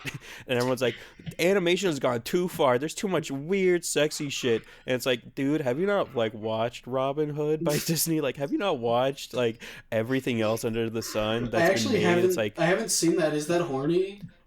it is so fucking. Is that horny. why They give you everyone the wants to fuck Maid Marian? yeah, because the fucking characters give you the fuck me eyes all the time. Because when I see like screenshots of that character, I don't get it because I'm like, I don't know, it looks like old school Disney. But I guess I've just Yeah, never you watched it. You literally would have to watch it to understand, Yeah. like, oh, because it's taken material from Robin Hood, and if you like, I would not say it's too dissimilar to Robin me. Hood Men in Tights, in like the same context where it's like, oh, this is just like a cool cartoony riff off the Robin Hood idea, and it's like, whoa, okay, let's turn it up to 11. Let's get it really like horned up so that the audience can really get into it, because fucking Robin Hood is gay. He's in tights. Let's make this really sexy for like the viewers. It's just it has an extended sex scene on camera. Yeah. Have you ever seen Robin Hood Men in Tights? That's a classic. No, what is that? So it's a comedy movie. So it much in the same vein as, I don't know if you've watched this. What is it called? I think it's called Frankenstein's Monster or whatever. Oh no, it's called Young Frankenstein. I Young really Frankenstein, have to rather. watch that. I've heard that's great, but I've never watched it. Oh my god, Tom! It is so. We'll have a sit down. We'll Is watch that Men in Willy Tights. Wonka like actor, right? Yeah, it's funny because like they made it in the time period where you wouldn't need to make it black and white, Yeah. but they actively made it black and white just to fit with like the Frankenstein idea. Did that start it works tradition perfectly. Did that start the tradition of every Frankenstein thing being in black and white? I don't think Because so, but like I it assume definitely that popularized it. because I assume that before that the Frankenstein movies, because there was only like one or two. I assume that before that Yeah. they were just black and white because cameras were black and white. Yeah, it was the time period. Yeah, it was time period appropriate. Yeah, I don't know, cause like there's definitely we could make a whole other fucking podcast about the introduction of color into like film industry as well as just like in the animation industry because there was like a whole time period where people were just like animating stuff in black and white, and technically, even with like normal film, you could have made it in color. You wouldn't be able to mass produce it in color, of course, because there would be no way to copy the film in color yet. But but because film was so like rare at the Mm-hmm. time, like very early on, like a classic one is To the Moon, I think that's what it's Yes, called. to the I think So yeah, not a lot of Journey to people the know this, Moon. but yeah, Journey to the Moon. Because that had such a limited release, because like still film was relatively new, and like people were movie theaters were brand new basically, and that was one of the first films that was hand colored, like and mass produced to be hand colored. So there Wait, are were you sure? Because I remember I've seen yeah, that movie and I remember it being black and white. or Was there color? so there was colored ones. There was like one or two Oh, colored okay. There films was that like were made. colored, like there was Yeah, limited so runs. Okay, yeah, so what you would have to do, for those not in the those know, were is hand you have colored, to right? yeah, you have to hand color each That's individual film and then amazing. play it. Yeah, and so they did that for that movie because it was so popular. And I think it's one of those things where it's like cuz it's one of those things where it only happens to like one or two of the film reels that get released out of everywhere. So it's like Hmm. the only people that get to see the colored version are like the original guys who made it, and like the one like movie place that was like, we want it in color, give it to us in color. And a lot of people think like, oh, that's how like Wizard of Oz was kind of done, but it's completely different Oh yeah, thing. Wizard of It had Oz to was they used like what is it Technicolor? They use yeah, like something like three that. different rolls of film and then like play them all at once. Yeah, and for those not in the know, that weird like beginning part of like the Wizard of Oz thing where it's like it's like kind of trying to emulate black and white, but it's not black and white because it's like this weird like tealish color, or is that right? Or it's like Well, it's not that it's that weird sepia. like yellow look. Yeah, sepia. It's that weird yellow, and the reason it's that is because it's just one of the three colors. It's just it was an easier way to make it look like it was emulating the black and white feel, Oh, so that you could have the transition to Oz to I mean, I don't make it look robust. because the like black and white films were just sepia tone for a while, Yeah. but the way that do you know how they actually did the transition scene? Like I fucking forget. where It's she been a opens while the since door I've and read walks up out on into it. color. What they did Yeah. was they made a sepia tone set and had a different actress who they also Oh painted yeah. sepia tone. They have her open the door and then have like whatever that character's name walk out into like the Yeah, colorful world. Dorothy. Dorothy. Fucking I Dorothy. knew it was Dorothy, but I didn't want to say it because I was like, that's probably like is fucking that is Sleeping that the Beauty's. dog's name? Is the dog's No, name I Dorothy? was No, like, it's Toto. that's probably like Sleeping Beauty's name or something. Yeah, no. Toto's the dog. Dorothy's the girl. And the Green Witch, otherwise known as the Wicked Witch of the Her name was West. Bethany.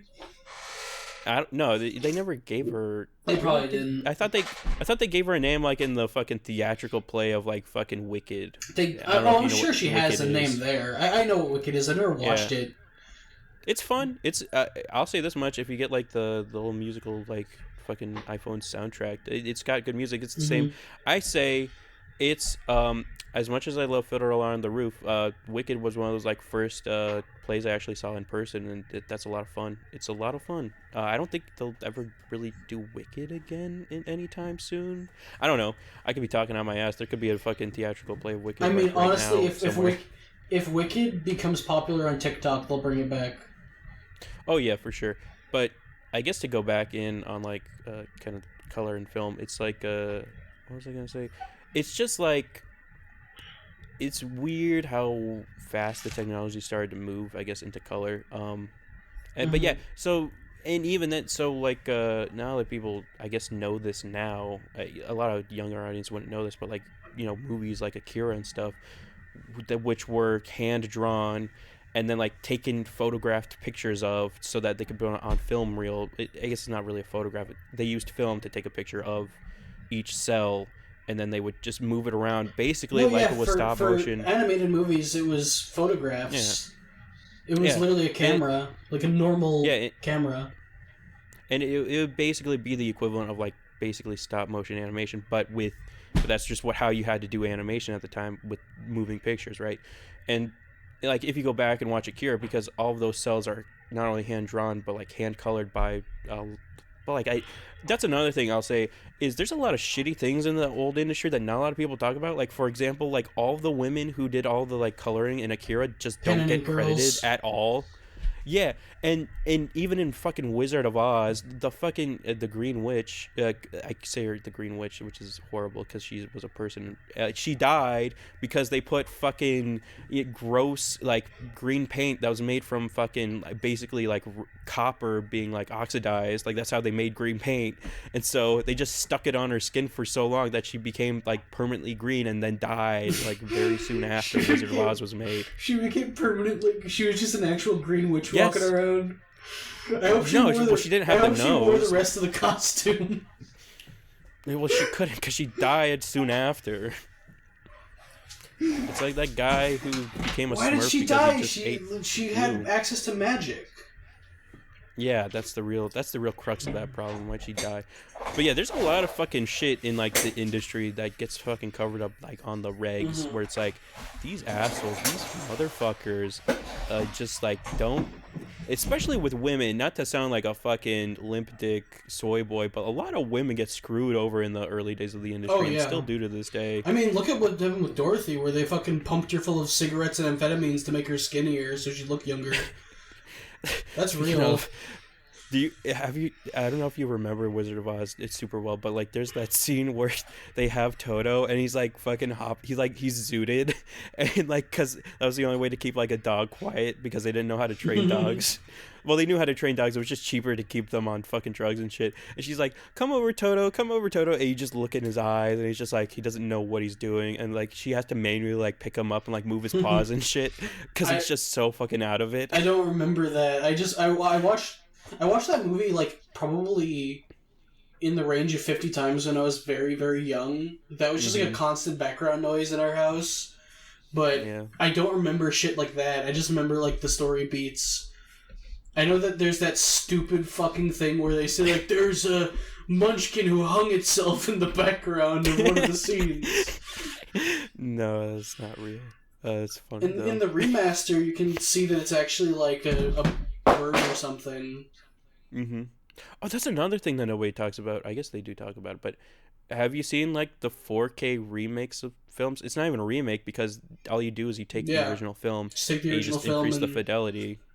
record it with a better digital camera. Yeah, it's crazy. It's fucking amazing because it's like because when for not those not in the know, when we say like cell animation stuff, that actually refers to the fact that because of the way everything's kind of drawn, it's if you like took a microscope underneath it because everything's drawn with like physical objects and like materials and stuff like paint and stuff, it starts to form like this kind of cell like structure, and that also happens in like film and photography with like traditional film and stuff because what it does is it like takes segments. It's almost similar to like how those ink pages work, those digital ink pages, like for Kindles and stuff.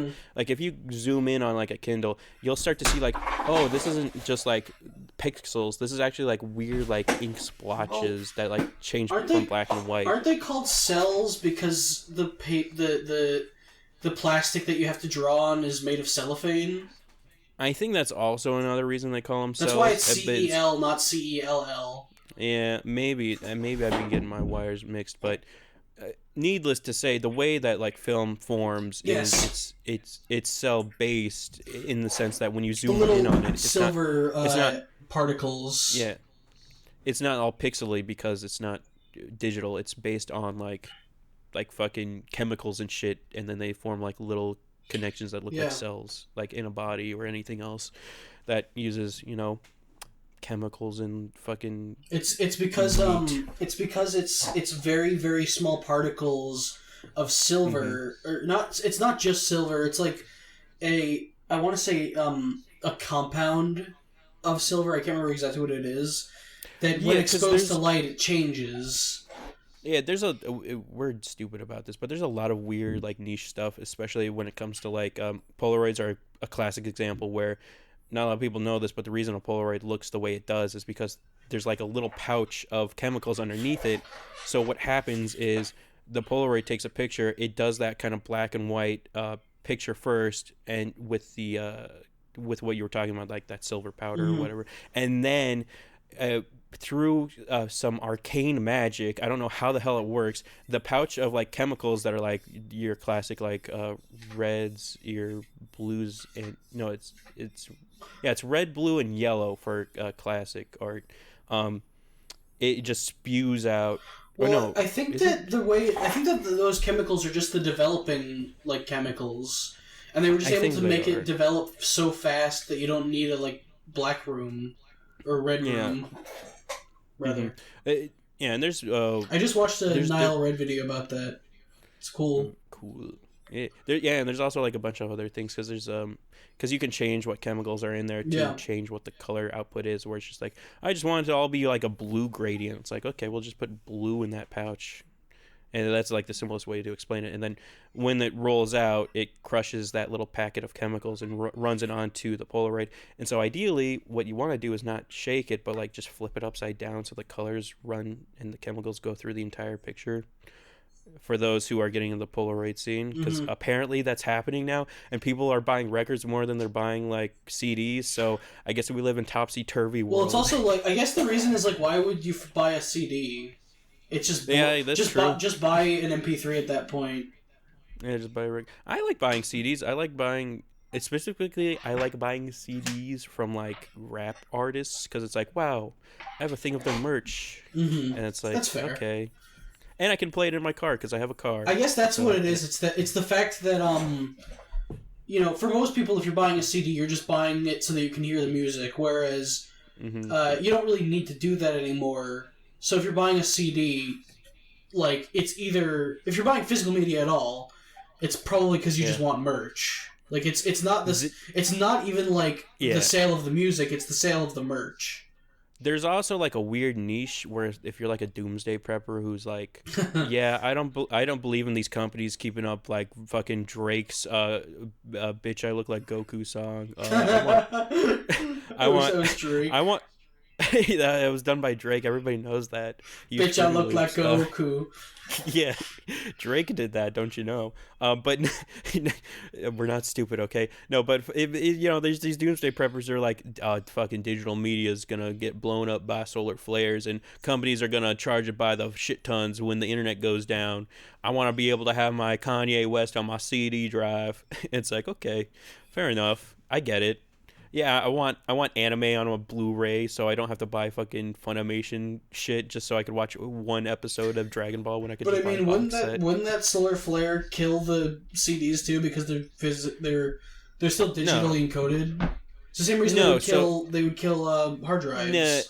here's a little tidbit, Tom. So the way CDs work is it's the exact same technology as records, right? So it's grooves that have been digitally inserted with lasers, so it is still physical media. It's not like the only crux of the problem is if you wanted to play back things like a spinning platter or like a CD with spinning platters, just like a hard drive that uses a disc, right?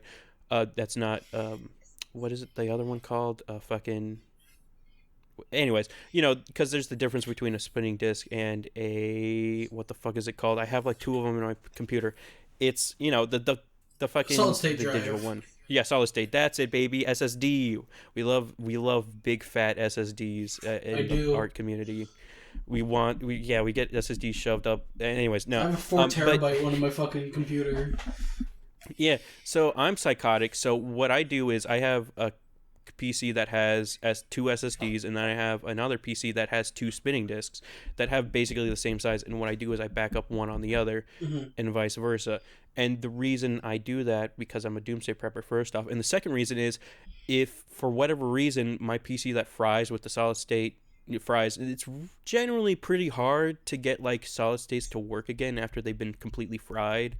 That doesn't happen usually, but it can happen. But with a spinning disc, the only way for a spinning disc to truly fail is if the motor stops working, and then you can replace the motor on a spinning disc. It's a little hard, but you can still do it. Wouldn't and it then still? the disc. No, I'm pretty sure that a solar flare would kill those too because it's a magnetic event. No, and that's no. why if you hold a magnet near one of those, it just erases the fucking memory. See, that's the problem is you're thinking of the fucking Breaking Bad thing where they have a laptop that they need to erase. And the thing with laptops is, for the most part, I don't fucking know. Anyways, the magnet thing was to destroy the like computer like soft like the chips and shit, which are basically the equivalent of solid state drives because they're basically like SD cards. The thing that never gets destroyed when you put a magnet onto like a computer is the spinning disc, because the spinning disc is a physical medium that gets engraved with the same kind of laser technology we use for Blu-rays and DVDs. It's literally it's a magnetic disc. No, Tom, you're wrong about this. I know for a fact because I know a shit ton about computers. Spinning disc will survive a solar flare. The things that won't survive a solar flare are stuff like RAM and like things that have like electricity flowing. The through hard it all drive the time. contains a spinning platter with a thin magnetic coating. Yeah, and see, that's the thing though, Tom. Thin magnetic coating just means the same thing as like a cassette tape. A cassette tape's not going to get ruined by a solar flare. It's the exact same concept. So the only thing that fucks up the spinning disc or a cassette tape is fucking vigorously shaking it. Mm-hmm. And even then with spinning discs that doesn't tend to happen because they kind of like self-regulate when they spin. Anyways, that's a whole other thing. But like to really destroy a cassette tape, it's either by replaying it constantly over and over again and then destroying basically like the little magnetic strip. And even then, spinning discs don't operate like that, where it's like you keep on using your spinning disc to the point where it fails. No, like that tends to not happen. Spinning discs can last about like 5 years. So anyone in the art community that's looking to back up their stuff, I highly recommend, everybody says 3 forms of backup. So that, to me, that usually that sounds like a lot of work, but if you think about it, I think it's not. I think it's 3 including the original. So most people would do their own hard drive on their normal computer, a backup drive somewhere on like a server, like a little home server that's literally just a PC that has a hard drive in it, and then Google Drive, like a cloud backup. Yeah, that works perfectly. And when I say like 3 different ways to save, I mean like you need to have 3 individual types of media to save it on. So like a SSD is a different type of media, so you can save it on that. Solid spinning disk, you could save it on that. And so if one fails for other reasons compared to the other, then you're going to be fine, right? If you have a weird power surge and it destroys your computers, but you have one spinning disk, then all of your stuff on your spinning disk is going to survive no matter what. Technically, you can also have it on any media you want as long as it's in a Faraday cage.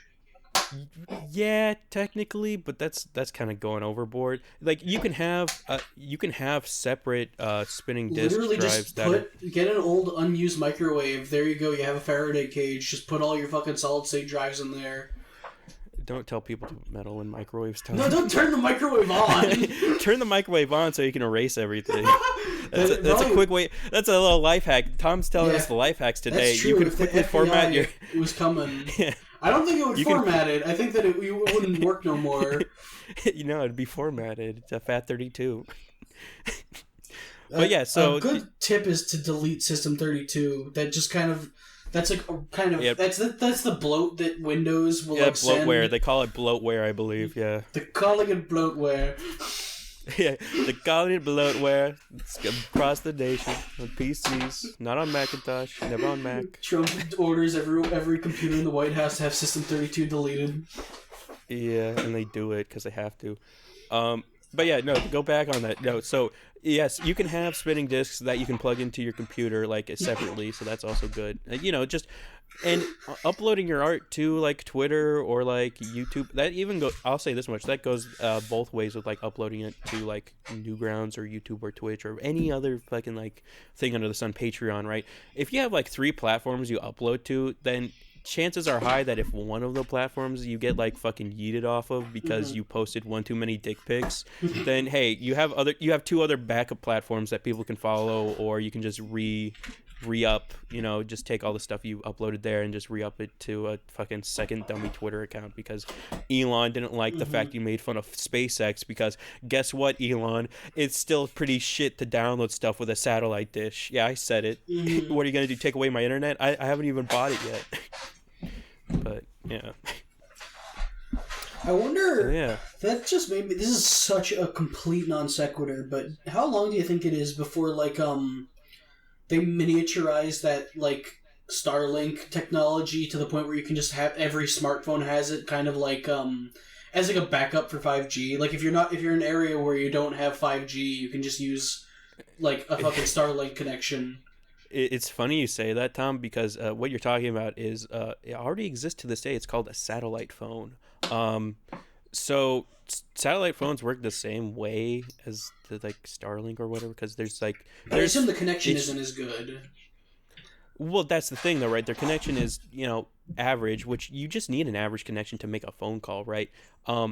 The reason they're good is if you're a hiker like me, or if you know extraordinarily extreme, like fucking balls to the walls, hikers, what they'll do is they'll buy these satellite phones, which cost like upwards of like a couple $100, where it's like, because what you're doing is you're buying like this shitty walkie-talkie phone, but it can connect to satellite, and you're buying the plan with the phone. It's basically like buying a burner phone that connects to satellite, and you really only use it for like emergency calls, like if you're out in the middle of fucking Alaska and it's like, whoopsie, I broke my leg because I decided to climb a piece of ice. I guess I gotta use my satellite phone now. And it's like, I mean, like, I think iPhones have that built in now, where they have that as like an extreme like emergency feature. Like, you can I don't know, do an emergency call from anywhere in the world. Yeah, I don't exactly know how, because like satellite technology, you don't need like a SIM card for. I don't think you need a SIM card for like a satellite, calling, because like I think SIM cards are used for specifically tower use. I could be completely wrong. I don't know jack shit about satellite shit. All I know is like it was weird because like I don't know if you know this, Tom, but like back in the 2000s, like satellite technology was like all the rage, and it kind of still was even before the 2000s, where it's like you get like a Ford truck and it's like, yeah, this Ford truck comes with a year of satellite fucking radio. And it's like, oh, that's cool, I guess I can listen to radio wherever I want, and it's like actually good radio because it doesn't have ads on it, because it's like paid for through and literally the only thing that there is to listen to is Howard Stern. Yeah, I mean, or like classic rock. Howard Stern or classic rock, that's all you get on your Ford satellite. But yeah, and then satellite dishes and stuff, like Dish. Anyone remember who fucking Dish was? Like that Trying was to a compete classic. with TiVo? Yeah, it was a classic like satellite provided entertainment Not TiVo. thing. I don't know. What was like the one that I think it came with TiVo? DirecTV, that's what it is. Yeah, DirecTV, that's probably what it is. But yeah, like Dish and DirecTV, no one fucking knows who they are. I have like 3 Dish satellites, not even satellites. I have 3 Dish, like the little dishes. The actual like little dishes. It was so funny because like I don't know if you remember, Tom, like you watch all those like Medea or like any of those like weird comedy movies where it's like they always had the scene of like the fucking like dad figure being like, I'm installing satellite TV finally. It's like, yeah, get her done. And then he falls and it's like he's like choking and dying because the cord's around his throat and everyone laughs, and Medea's like, that's what you get, boy. And it's like, yeah, that's great. I love comedy like that from the 2000s. He's choking and dying, and then a bunch of like kids run up and start beating him with bats like a fucking because they think it's like a piñata. Yeah, because they're like blindfolded, and Larry the Cable Guy like stares out and all. And then the fucking firemen show up and start blasting him with high pressure water. And then he gets a wet T-shirt, and then all the babes go like, whoa, and then all the guys go, whoa. Then a bear runs up and starts mauling him. Yeah. Why won't I die? That's some Freddy Got Finger bullshit, Tom. What? You can't say that. What? You don't know Freddy Got Finger? I don't. Seth Green? You don't know who Seth Green is? I know who Seth Green is. I haven't watched Freddy Got Fingered. I've heard of it. That's another classic we gotta watch right next to fucking Young Frankenstein. I put those right next to on the same shelf. Is there a part Yeah, of when Freddy got fingered where just like arbitrarily, progressively worse things keep happening to a person?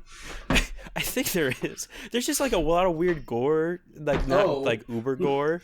It's just like it's like the same thing as like Ace Ventura, where it's like, oh, he sticks his fucking fist up an elephant's ass. Like it's like that kind of like gross out gore humor. You know, I he's just like swinging a baby by a umbilical cord. Oh my god, what the fuck? Yeah, that's in the film. That's in Freddy Got Fingered, dude. And it's not tasteful at all. I just like the idea of like it's like a cartoon moment where someone like trips on like a bug, like something super minor, and they're just like getting back up, and then someone runs over and knocks them down. They're getting back up again, and just worse and worse shit keeps happening to them, and they're like, "What the fuck is happening?" Yeah. It's like the fucking SpongeBob guy who's like, I got all glass bones. I was actually gonna bring up a different SpongeBob. I was gonna say it's like oh yeah, which one are we gonna say? it's like when he's like, "I'll get hit by a flying ice cream truck if that's true," and then you hear the music. Yeah, the little jingling noise, and like the shadow too. Yeah, and then the shadow like follows him. That's even hilarious. No, that was when they're throwing the anchors. Was it? Yeah, that was when Sandy's throwing the anchors and the guy keeps running around trying not to get fucking crushed. Oh man, I'm confused. Because I remember like he like fucking snaps his finger and then like it like rains, like it like makes the fucking crackling noise and then like you get like ice cream truck noise. It's fucking good. SpongeBob's good.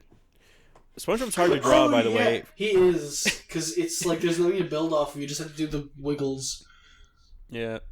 A fun trick for you fellow gamers who love SpongeBob is you draw the rectangle first and then the squiggles on top of it and then erase the rectangle lines. That kind of helps. It's more work, but it helps out. And to do the SpongeBob voice, you punch yourself in the throat repeatedly.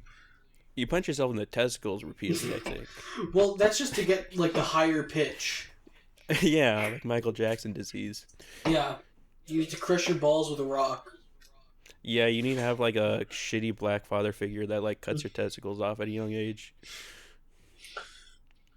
But goddamn, did he not make good music, huh, Tom? But when you grow up, you get to have a ranch and swing your baby around out a window. And you get a monkey that throws feces. There was doo-doo feces all over the walls. Doo-doo feces. Yeah. That's our timeless humor. That's our classic 1990s humor that everybody loves when we talk about Michael Jackson. Wasn't all the crazy Michael Jackson shit in like the mid to late 2000s? I think there was too. It's crazy to me that like if Michael Jackson was still alive, he'd be like he'd be like in his like 60s or 50s or something like that. He died in his 50s. He wasn't not that old. Yeah, he would have been like in his cool like 60s or 70s by now. I don't know how to do math. Yeah. It's fucking ridiculous, Tom. It's ridiculous the climate we live in, because I'm talking about literal climate. It's cold. It's fucking cold out here, and I'm freezing. I remember when I was little and when Michael Jackson died. That was like the first time a celebrity died, and I was sad because I was like, I'll never get to see this guy in concert. And then a few years go by, and you find out, oh, he was like massive pedophile. Okay. You know what's fucked up, Tom? It's not even fucked up. It's just I grew up in a household that didn't have Michael Jackson ever play, like, ever. And so when I went to school, like, it was like this weird, like, culture shock. Like, when I went to, like, grade school, like, in 4th grade, and, like, everyone's like, oh, yeah, Thriller by Michael Jackson. And I'm like, who? What? And it's like I was, like, the outcast because I didn't know who fucking Michael Jackson was. Because, like, my parents were fucking weird hippies that, like, loved, you know, They Might Be Giants, and they have all these, like, REM and shit. I'm like, oh, okay. Yeah, I think I was kind of the same way. Like, I didn't hear a lot of Michael Jackson. It was just cultural osmosis that I knew about, like, his music. I didn't even really like most Michael Jackson songs. Like, I didn't go out of my way to, like, listen to fucking Billie Jean. Mm-hmm. Do you think, I don't know what your background is, Tom. Were your parents, like, artistic or autistic? My dad he's been in and out of, like, a million bands. Yeah, that is true. He used to play tons of music, but it was like what you're talking about. It was kind of a mix. It was like some really, really popular poppy music and some like really weird obscure shit. Um, Yeah, like Enigma. Anyone know who so Enigma what? is? Doubt it. You know who Enigma is? No.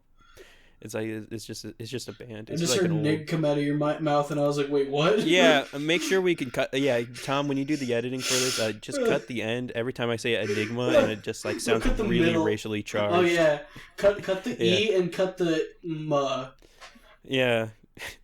and Just have it a flat bleep line. it loudly. No, Yeah, silence the E, but bleep the M. you're saying silence the what? Silence the who? Why would you Hold do on a that, Tom? second. But what I was Looks gonna at say though camera. is like, yeah, looks at camera that you don't have open right now in Discord, Looks and at you're very camera. Raises unprofessional. eyebrow. Am I supposed to Yeah, be on like The camera? Are Rock. you recording your camera? I'm not recording my camera. I just have it just so like if I do need to like sync audio, I can like see my face. I don't know. It sounds crazy. No, but so what I wanted to get back on was like I guess creative people in our early days in our early lives, because for those who don't know, my family was batshit crazy when it came to art. As far as like for those who don't know who H.R. Geiger is, or Giger, I don't know how you pronounce his name still. The alien guy. He made Alien and Aliens and all that. He did all the cool art for that. He also did a bunch of other cool stuff that nobody talks about, like the two like point and click adventure like games he made. Those were really cool.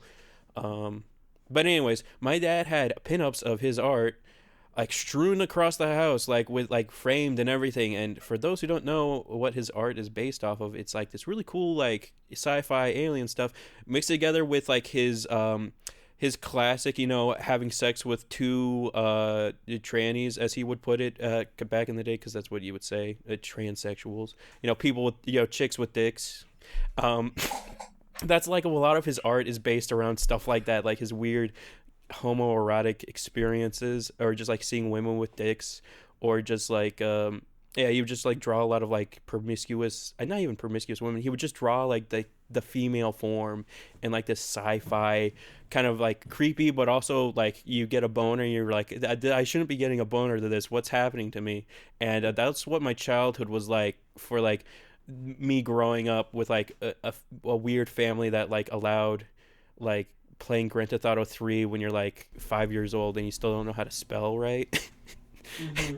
And so Oh, I played so much fucking GTA San Andreas when I was yeah, little. and so like I don't know what weird chemistry happened in my brain because of that, but it's why I'm here now, I guess, where I'm talking to Tom about horny art and drawing it as well, I guess. It just It was one of the funniest things that ever happened to me, like, just riffing on the Grand Theft Auto thing. mm-hmm. So, when I was younger, my parents were actually pretty good about that kind of content. They would, it was like, we can play Grand Theft Auto, but you can only play it, like, with Dad. You Yeah. can't, like, play it on your own, which is fair. But I remember, like, kind of years later, once I was kind of in, like, that 13, 14 range, where it's like, you can fucking play Grand Theft Auto, who cares? Mm-hmm. We had a family party at our house, and we had the PS3 like in the main room. So I was like, "Hey, my cousins who are like as old as, if not older than me, want to play GTA 4?" And they were like, "Sure." And we were just running around like fucking hookers, running people, like not even that, just Yeah. like the more tame stuff you can do in those games. Because I just like driving crazy cars around, Yeah. and fucking knocking people over. But then their mom walks into the room and she's fucking Freaking appalled. out. Yeah. She was so upset, and I just remember like outwardly being really embarrassed, but it kind of later on thinking like, what the fuck is her problem? It's a fucking video game. Yeah.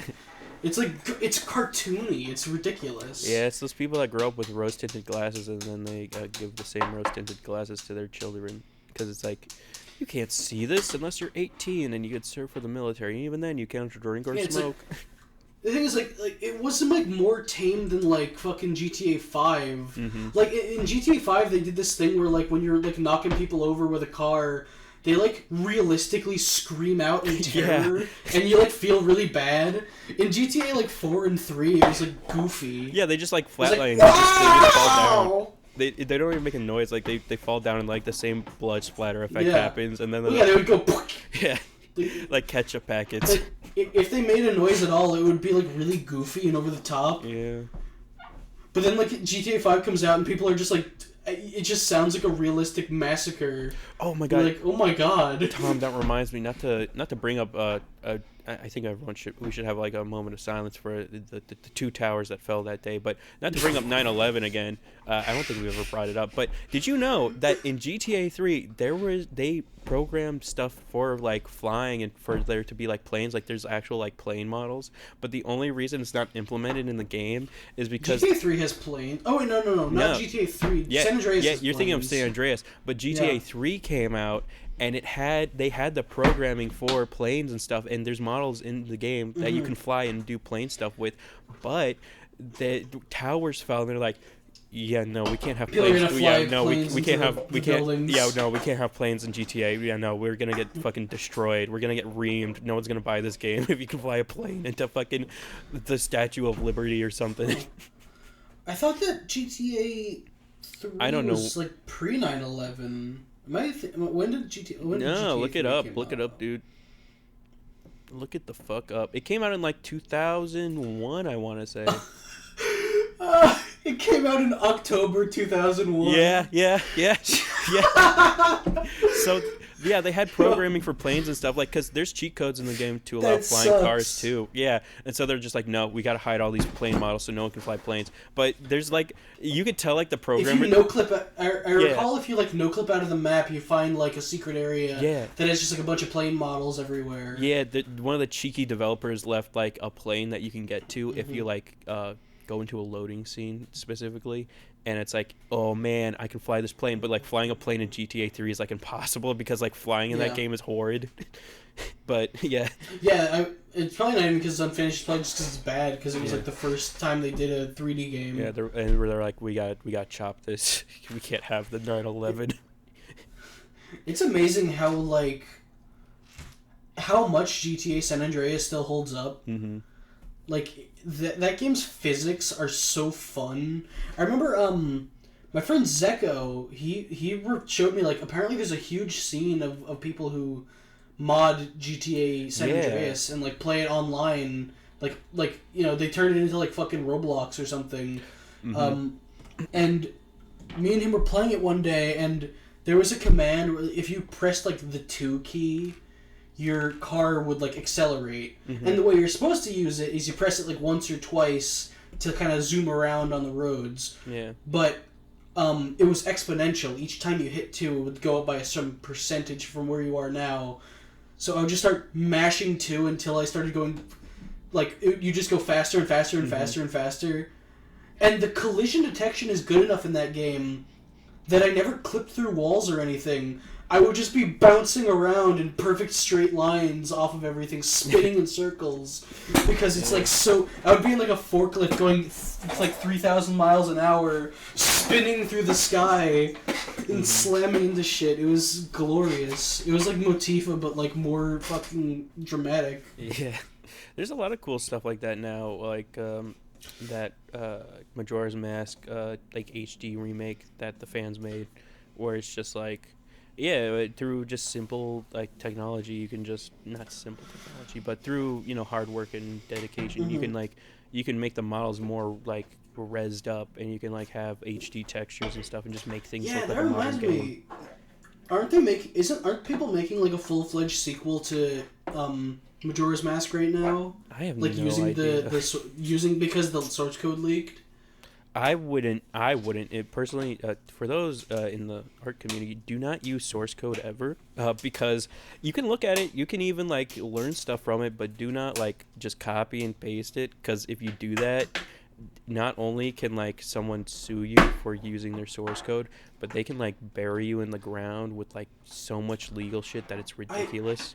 I actually think that technically for code, it's the reason that you're legally allowed to emulate games from a certain number of years back. You got it wrong, Tom. So this is how it works currently, right? So what you're allowed to do is you are allowed to make technology that can run code. So that's emulators, right? You can make emulators and run games off of those emulators. And what you can legally do it's still not like really set in stone, but what you can legally do is if you had a original copy and you were able to pull the ROM file, No, no, say, no. But what I mean to say is that I think that if the game is old enough, because I know what you're talking about, but I think if the game is old enough, it's from a certain number of years back, it's just like, no, you can just freely distribute this because you can't obtain it legitimately anymore in its original form. there's not really, Companies fight against it and sue against it and like will try to ignore that law like they do with yeah, a lot of there's not. laws. But technically, if it went to No, court, I think you're. I think you got your wires mixed. Because so what happens is, okay. So let's talk about what I'm talking about. So specifically, when you go out of your way to, let's say, copy someone else's code and put it into your own, like verbatim, like it's like very apparent you just copied their code and you put it into someone else's. What can happen is if for whatever reason a company wants to sue you and look at your source code and say like this is clearly a line that was like a few amount, like because you can have code that looks the same, right? But you can't have code that looks the exact same, like it looks like you just copied a paragraph of code, because that's not how coding works at all.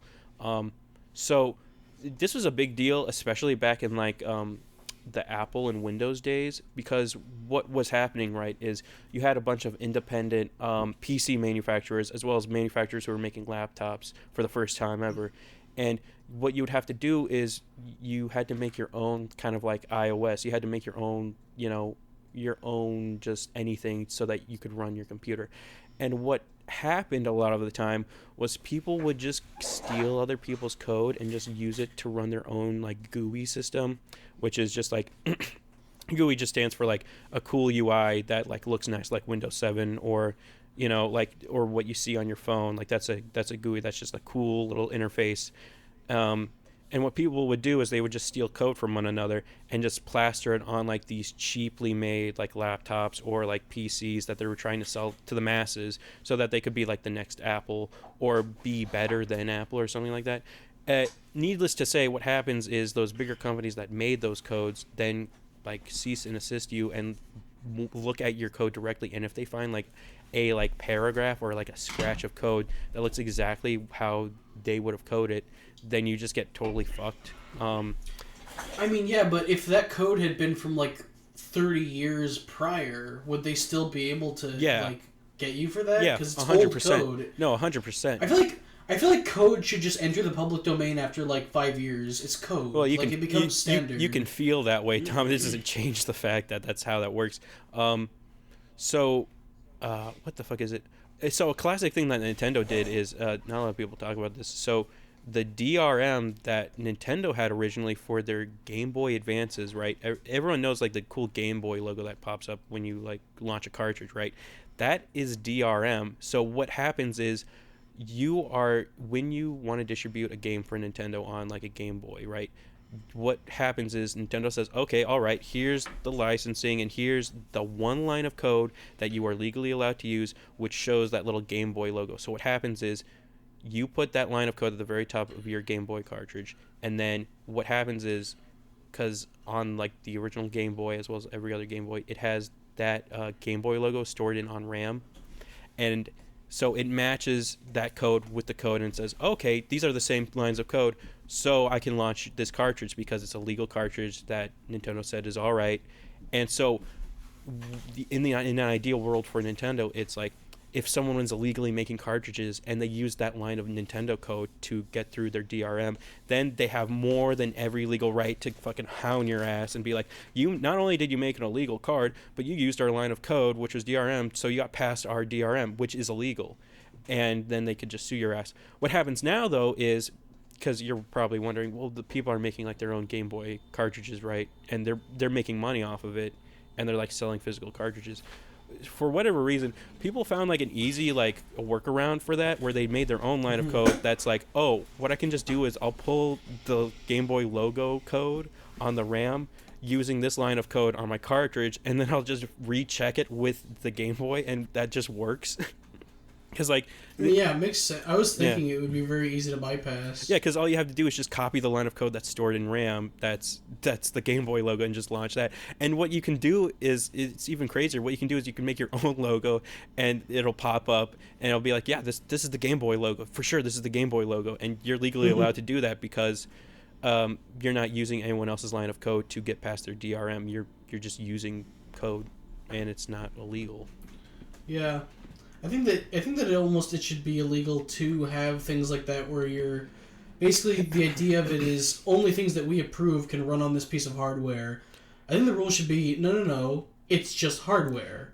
If you can get something to run on it, it runs. Yeah, so You that shouldn't be allowed to say like what's allowed to be on your hardware and what isn't. yeah, so that's exactly like the original courts in America thought of in like the 90s, which was like because a lot of those not ROM websites, but a lot of those emulator websites were popping up, and what they said verbatim was, these are just emulators. They're not stealing any of your games, and in fact, they are good for business because they create competition. And so, by us legally making it illegal to make your own like thing to launch games, it would forego the idea of like the idea of not having monopolies. And so, we decided like no, you're perfectly allowed within your right to make stuff to run these separate entities, these separate cartridges, so long as it like makes competition and don't get pissy about it. It's like, okay, yeah, that works. And it's not exactly set in stone, because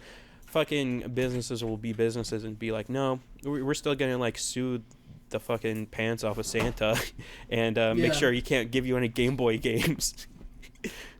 Well, that's what's weird is, like, you'd think that ruling would mean that all companies are required now to make it so that you, like, if you buy a PS3 or whatever, Yeah. there is a way to, like, extract the like, encryption key that you got with your console so that you can play it on your PC. Because that's what the law says. You're allowed to do that. Yeah.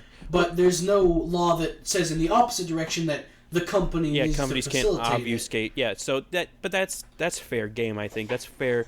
If a company wants to go out of their way to make it like near impossible for you to steal their code or whatever on their, or not even steal their code, rather just like be able to like look underneath the cover and be like, oh, this is how I can emulate PS4s or like Nintendo Switches. Like, I think that's fair, just so that they can make like a some amount of scratch in the early days, because we've seen this, Tom. Like when the Nintendo Switch came out, it took like less than a year for people to be like reverse engineer and be like, oh shit, this is how you just emulate Switch games. And then after that, all it takes is them like tweaking it for like a year or two, and then like after 3 years the Switch has been out, there's a perfectly good Switch emulator out, and it's like, well, I guess Nintendo doesn't technically need to sell Switches anymore. No, because that's not what I mean. I'm not talking about, like, you should have to release an emulator for your console. Yeah. I mean, when I buy it, it comes with encryption keys in the console that proves, like, it's basically so that if you're using an emulator, it proves that you purchased the console.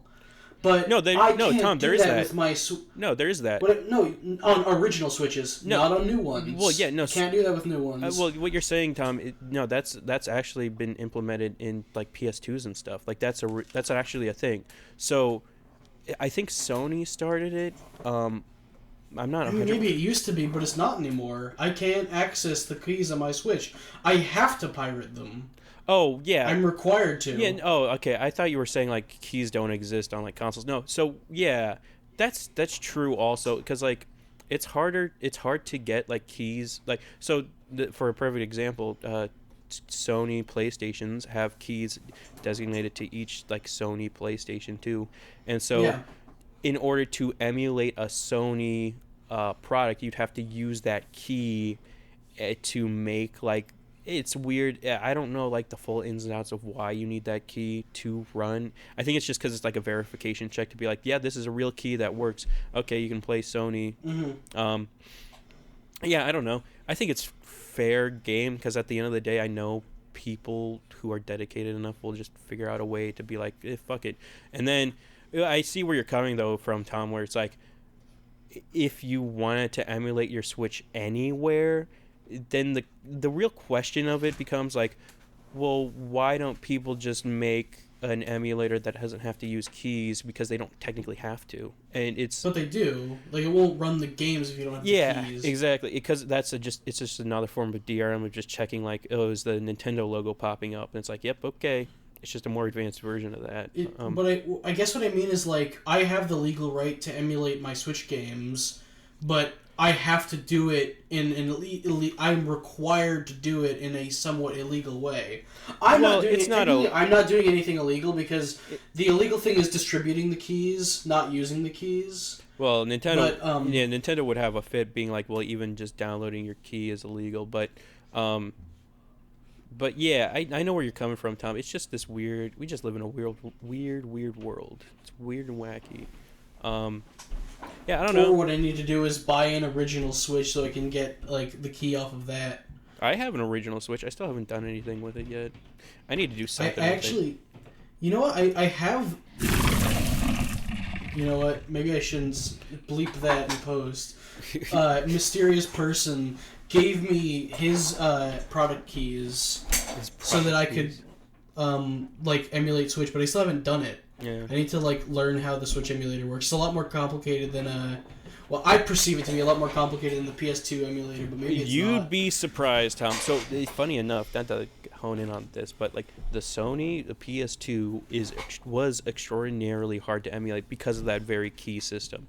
The thing that a lot of modern consoles do now, like the PS4, PS5, Nintendo Switch, so on and so forth. But now it's arbitrary. Like I was even got a PS2 emulator running like yeah. a few days ago. Yeah, I'll say this much, Tom. It was arbitrary even with PS2s. I'm just saying this to say this, but it's been like only like 3, maybe 4 years of good PS2 emulation, and you're thinking, wow, that's fucking crazy. Like the PS2's been out for so long and everyone bought it. It's like, are you sure? I'm pretty sure I emulated PS2 games when I was a kid. well, yeah, no, you definitely did, but they were shit. So like the things that would happen with those shitty emulators was like a classic thing that never worked on the emulators was the fog effect that the PS2 had, because it was like it was based on the graphics card on the PS2. It wasn't like a weird programming thing. It was like a literal like graphics card thing built into the graphics card. Yeah, and so really the only way to emulate it was either to fucking recreate it somehow or just like fucking do some weird bullshit. And it's like, yeah, the PS2 emulation was garbage, and it was for a long time. Like, you couldn't play any, like, PS2. Like, you can barely, like, play any, like, emulated PS2 games for the longest time. But now, just recently, like, 2-4 years back, it's just gotten perfect. It's like, it's been perfected, like, instantly. But it's, like, it's not instantly. It's, like, a dedicated group of people constantly tinkering on it for, like, years. Yeah, like any good project. I was playing Silent Hill 2 on it, and it was working great. Yeah, that was the classic game that never worked on the PS2 emulators for the longest time, was Silent Hill 2. That's why everyone got pissed off when like the remakes and the PC version got released, because like if you got the PC version, you could at least mod that and change around the files, but like emulating was like a whole other. And not only that, but the PC version was then taken down off of shops, so you couldn't get it. Oh, was there actually a PC version of Silent Hill 2? Yeah, it was slightly shit and less optimized, but it basically kind of worked. The whole reason I emulated it was because I was like, I want to play Silent Hill 2, and the only thing was like the remake that's coming out in a few months, and I was like, even if the remake was out, I don't want to play that. I want to play the original Silent Hill 2. Mm-hmm. Yeah, and there's no way to play it like legally. It had a PC release, and then it got taken down on stores for whatever reason. Probably because they're releasing the remake. Yeah, they made the remake, and the remake was shit. No, the remake's not out yet. Well, okay, so Tom, here's the thing, though. You don't know, but they re-release. I guess it's not even a remake. They re-released Silent Hill 2 on the PS3, and it was shit because they didn't have the original source code. They only had the source code from like 5 months ago or something like that, and you could very much tell like this was in like the beta version, because there's like papyrus sands everywhere. Like there's sands from Undertale in the game, and you laugh, but it's real. It's real. They had fucking and there's like pictures default fucking Microsoft font. Yeah, and they couldn't. And the fog wasn't implemented, so like you just saw like shitty JPEGs that weren't covered up by fog. And so That's really funny. yeah, it was bad. That was a Silent Hill without the fog. yeah. It was That's so shit. it was bad news that back in the day. I remember everyone fucking like cringing at the re-release because it was a part. That reminds me, I already got stuck on a puzzle in fucking Silent Hill 2. Oh, funny. I stopped playing. Well, yeah. So funny enough, Tom. Silent Hill 2 is interesting in the way that you can set your difficulty on that game. So I don't know if you noticed. When you do set your difficulty, what it actually changes is not only like the amount of monsters there, but it changes the level of difficulty of the puzzles. Yes. No. It's two different difficulty settings. Yeah. There's a monster difficulty and a puzzles difficulty, Mm-hmm. and I was like, well, I want to like get the full like puzzle experience because I'm sure they're interesting puzzles. Yeah. So I set it to the hardest difficulty. You know what's But I already got stuck. You know what's funny about that, Tom? When it was released in America, the normal puzzle difficulty was actually okay. So in Japan, the normal puzzle difficulty is actually the hard puzzle difficulty in America. Because I hate Japan because they thought shit. Americans would be too stupid to solve the puzzles, and granted, they were kind of right. Because if you look at like the original like Japanese like hard puzzle versions, or just like you play the hardest mode, But that's not because Americans are stupid. It's because the puzzles are ridiculously hard. the puzzles the are Japanese people had just as much trouble. yeah, the puzzles are fucking stupid though in Silent Hill 2. I'll be the first to admit.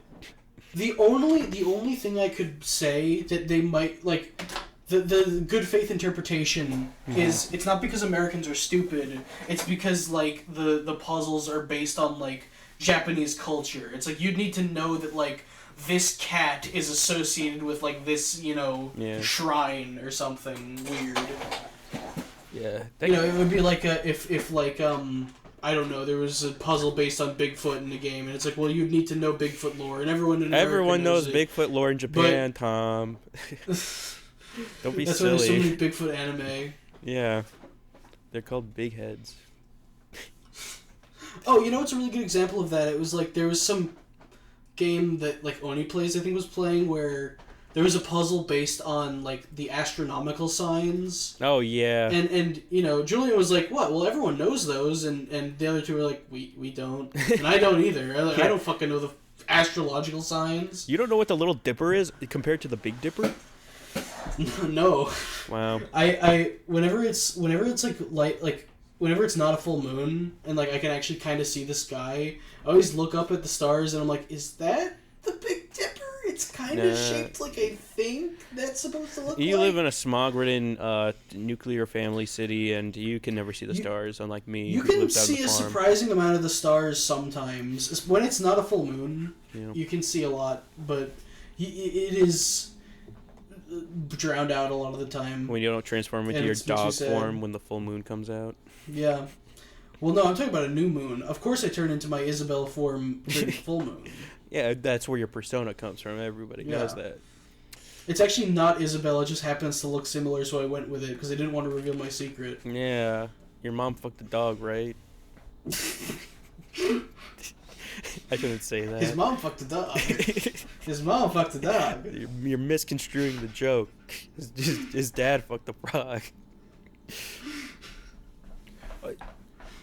That also okay. Never mind. I'm not gonna read into a joke. I'm not gonna because never mind. We're not gonna talk about Norm's jokes. You have to tell me now. No. Okay. I want to hear it. The biggest problem I have with that joke, which I don't know if it makes it more funny or less funny, is that because his name in the we're talking about the frog joke bit where it's a frog that goes into a bank. You can watch it. I might include the clip of it here. I don't know. Anyways, his name, the frog that's half human, is called Kermit McJagger because his father, Mick Jagger, fucked a frog. And the question then becomes, where the hell did he get the name Kermit from? Was that just like a cool name pick? He just named it after Kermit the Frog. That's what I'm thinking, right? But then I'm like, I think about it on another level where it's like, did his dad fuck Kermit the Frog and then they like adopted? No.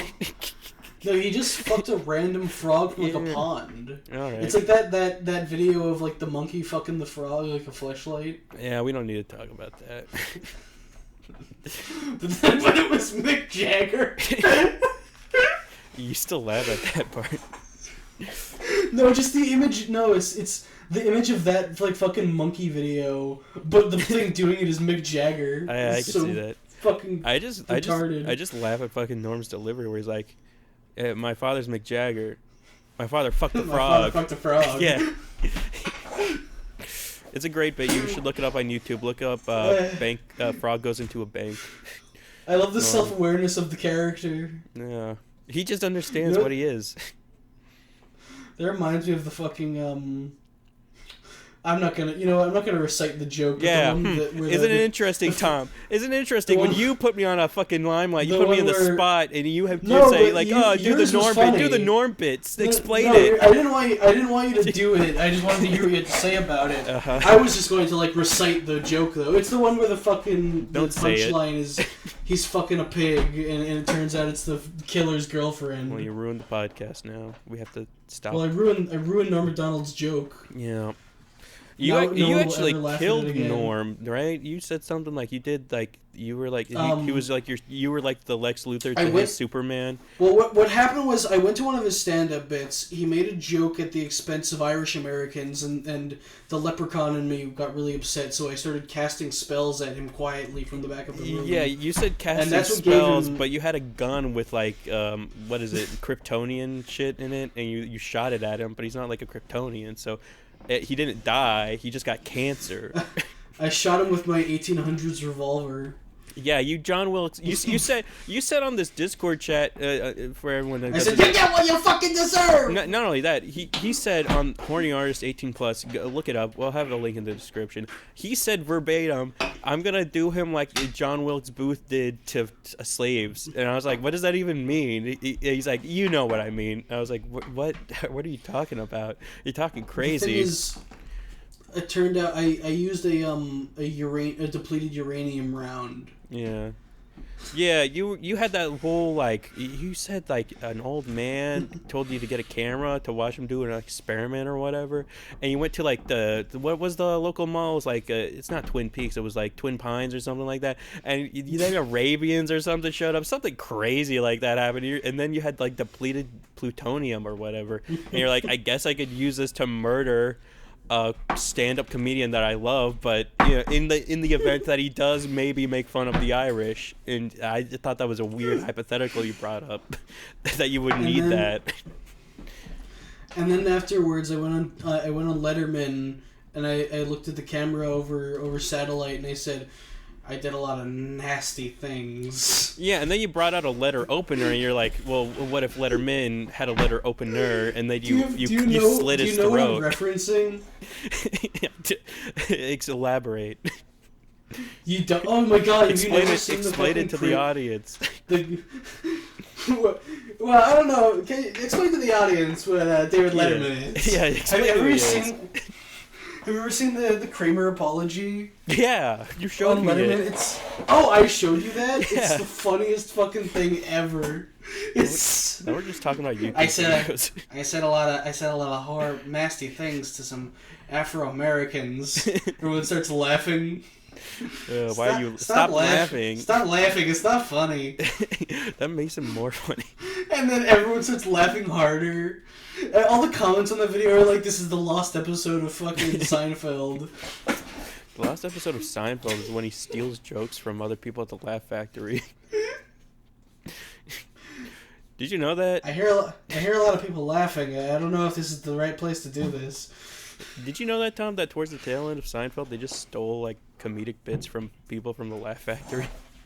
Like, really? Yeah, writers would just go to the Laugh Factory and be like, oh, that's a good bit, and then just write it down and just use it in Seinfeld. Based. Yeah. I think that's really why they ended Seinfeld. Isn't Jerry Seinfeld like a fucking billionaire or something? Yeah, he made a fucking CGI B movie with his fucking vast wealth and riches. Wait, was he like the producer of the B movie? Yes, nobody talks about this. That if you look at the behind the scenes for that movie, it had like 3 different reiterations to where it's like, oh yeah, Barry the fucking bee or whatever is actually like going against the fucking monarch of like the Queen Bee organization. He's trying to like get one over on the royals, and then it transitions to like, no, actually we decided that the ending's gonna be like Barry the bee goes into fucking outer space, and then that's the ending. Think about what that movie actually is. It's like it's structured like a fucking Shakespeare play. It is. There's like 5. It's not like a 3-act structure. There's like 8 acts. There's highs and It's lows. like, there's not like this is the problem. We need to solve it. Wow, this problem is hard to solve. There's like 5 different conflicts in that movie. There's a reason why the progress. B movie for the PS2 video game adaptation was amazing. Have you ever played that? I haven't. I didn't even know it had games. It's fucking batshit crazy because like it has. It's one of the few. I'll say this much. It's one of the few like old games. I guess old now. That has like heart to it, where it's like not only is there like a cool like you play as the bee in the bee movie, you know, a game, but like there's like cool like extra shit where there's like a hub world where it's like it's the beehive, and it's like this whole like metropolis like bee city, and you just get to explore it and shit. And then on top of that, there's like an arcade that you can go to and unlock like arcade games and the fucking bee movie bee game. It's like, who the fuck put this much time and effort into a bee a video game like adaptation of the movie? And it's like, goddamn. They did the same thing with fucking Ratatouille, where it's like the game is like amazing. You know what I miss with older games? Fucking secrets. Yeah. I miss when games had shitloads of secrets and Easter eggs everywhere. That's something that's been really fun with Ultra Kill to like just engage with and be like, oh, that's so good that they put that in. Like, I think that what was the one that was really funny? Oh yeah. I love this YouTuber called Mandalore Gaming. I don't know if you've watched him, Yeah. but he does like game reviews, and the reason I like him is he goes super in depth on like the story, and he generally either does games that are completely unhinged, and just gets a lot of great comedy out of that, or games where the story is just fascinating, and like he'll go really in depth and make like just reveal the story in an incredibly engaging way. Yeah. But he's also just a really fucking funny guy.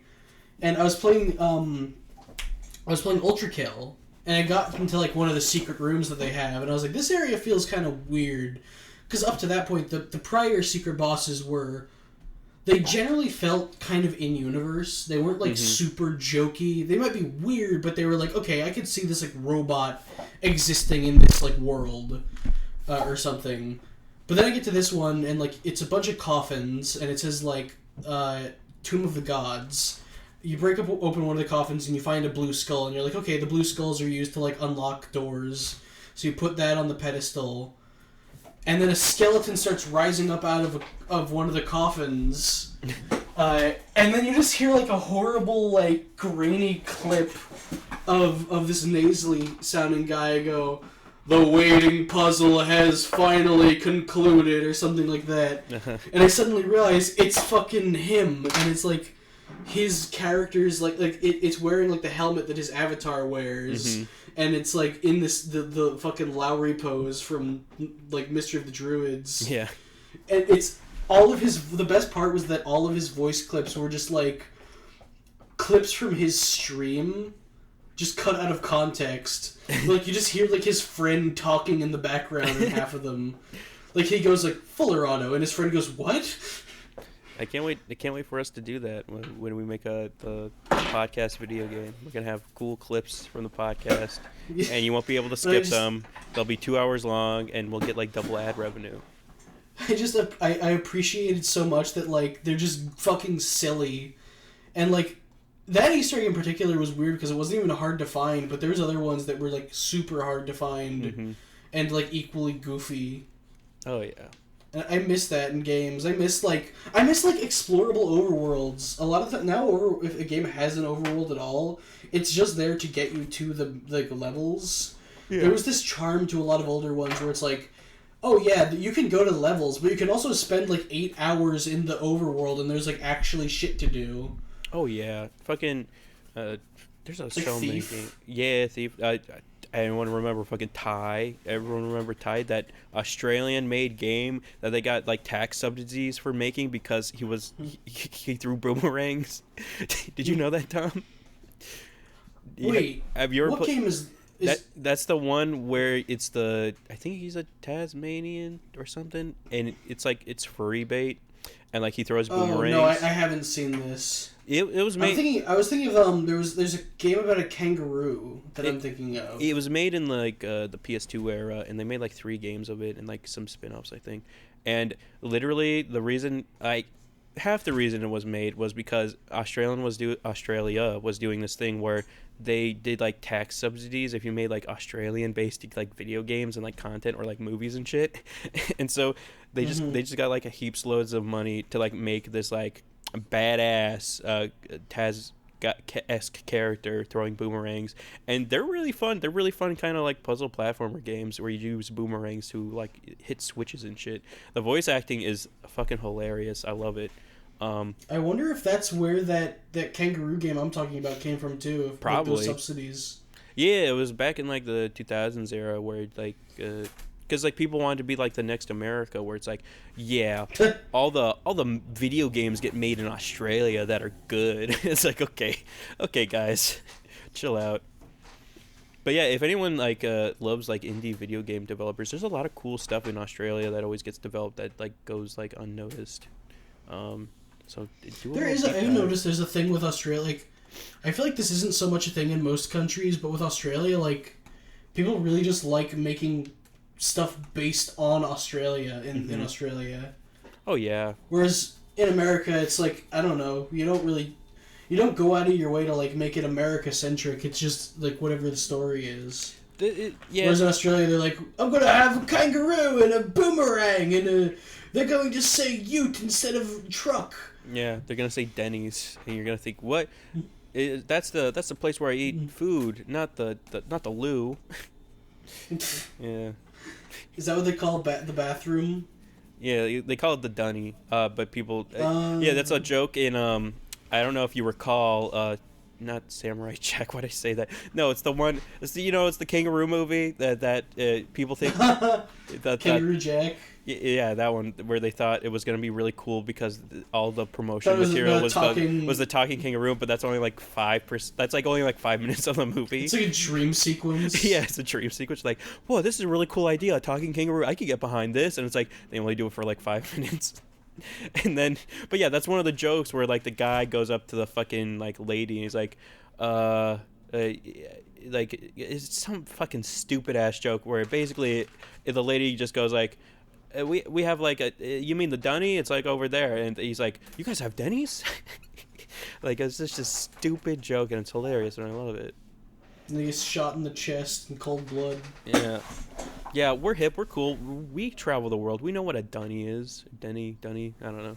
I definitely knew before 30 seconds ago. For sure, especially when I explained that cool joke about talking kangaroos. We should make our own Kangaroo Jack with blackjack and hookers That he goes back to the past. to play these shitty games that suck ass. Yes, Kangaroo Jack goes back to the past and plays video games. That would sell so much money on YouTube, guys. Print and sell it. Don't steal. That's patent pending. The angry video game kangaroo. Yeah. You remember kids would say that patent pending, like they thought they were like sly, where they're like, yeah, I got a good idea, patent pending. It's like I think they would just say that because they were emulating what they heard people say on like television. yeah, because that was the time period where like people were really big into like the fucking Shark Tank and shit, where it's just like, whoa, these guys are trying to make millions off of these other millionaires, and it's then you find out that like no one on Shark Tank was an actual billionaire. no, yeah, they're all all in massive debt for the most part because they keep investing in these lofty ideas. What was Kevin O'Leary he's like I think he only has like $16 million or something total. Oh yeah, But like everyone thinks he's a billionaire. that's the thing though, right? Because like that's what they say, right? Is if you want to become like uber rich, and this is more business talk, fellas. If you want to become uber rich, what you do is you get into loads of debt, and then you like use that debt to like make more money or whatever. But what they really don't tell you is they use that debt to buy like things to make more money, and then that debt gets kind of like subsidized through the government because they make jobs for people, or they like Yeah, but what I mean is that Kevin O'Leary doesn't even have that kind of wealth. He doesn't have high net worth. He doesn't have crazy assets. The actual reason people think he's a billionaire is A, because he plays it up. Because you're allowed to lie about that kind of thing. You're allowed to just say you're a billionaire. Well, yeah. Have you never heard of the Great And it's Gatsby, Tom? It worked fine. out good for him. But the other reason is because I think that either he worked at Mattel and bought another company, or he worked at some other company and bought Mattel. Yeah. But basically, he worked at a company. I believe he worked at Mattel and bought some other company, and that purchase was for in the range of $1 billion. Oh. But that's not his money. Yeah. That was like Mattel's, Scrooge McDuck money, Yeah. and his actual salary, like the money he got from it, was like a few $1 million. Yeah. And now he walks around pretending he's businessman. That's how a lot of business people are sometimes, where it's just all fucking Gucci and Versace, and then it's all just like a fake veneer. Like you scratch the surface, so it's like, oh, you walk into their $1 million mansion, it's like it's got nothing in it. They're just heating up. The reason they never have anything in them is because like they're never fucking home. Yeah, that's another thing that I don't know if it's worth mentioning, but like the YouTubers that have like mega mansions, like did you know like Captain Sparkle has like a mansion, but like there's just nothing, there's just nothing interesting about it. It's just like he has a mansion. It's just weird. I mean, I think that's. I see that. I'm always disappointed. I've told you I work at like a lot of billionaires' houses, and they all suck. They're all so boring. Oh, yeah. There's nothing interesting about them. Like they could be so cool, but they're just not. Yeah. Like to me, the ideal house, if I was that rich, is like a classy. And I guess I should say like it doesn't need to be this style. Like, this is just the style I personally would like. But I feel like it needs to have more depth than like what they do. They all are like very just white and minimalist. bland. Yeah, that's what a lot of rich people do. Is because like, it's just the trend of the era. Shitty shark statue. This shitty shark statue that like you could buy at fucking Walmart is $50,000. It's like, oh great, why? Because I can use Game Shark Because on it, Tom. That's why. It's because you're so rich that you literally have nothing to spend money on anymore. And you need to feel like you're doing something with the wealth you've accumulated. Yeah. Speaking of, have you ever heard of those? It's fucking hilarious that people can just get away with this stuff where it's like what people will do. So we know how like people launder money through like artists, right? That's another thing we could talk about. That's a classic topic, laundering money through artists. But what other things happen is a funny thing that a lot of rich people do is they'll launder money through sculptors who make like these massive like cool like art pieces like that are meant to be like outside and stuff.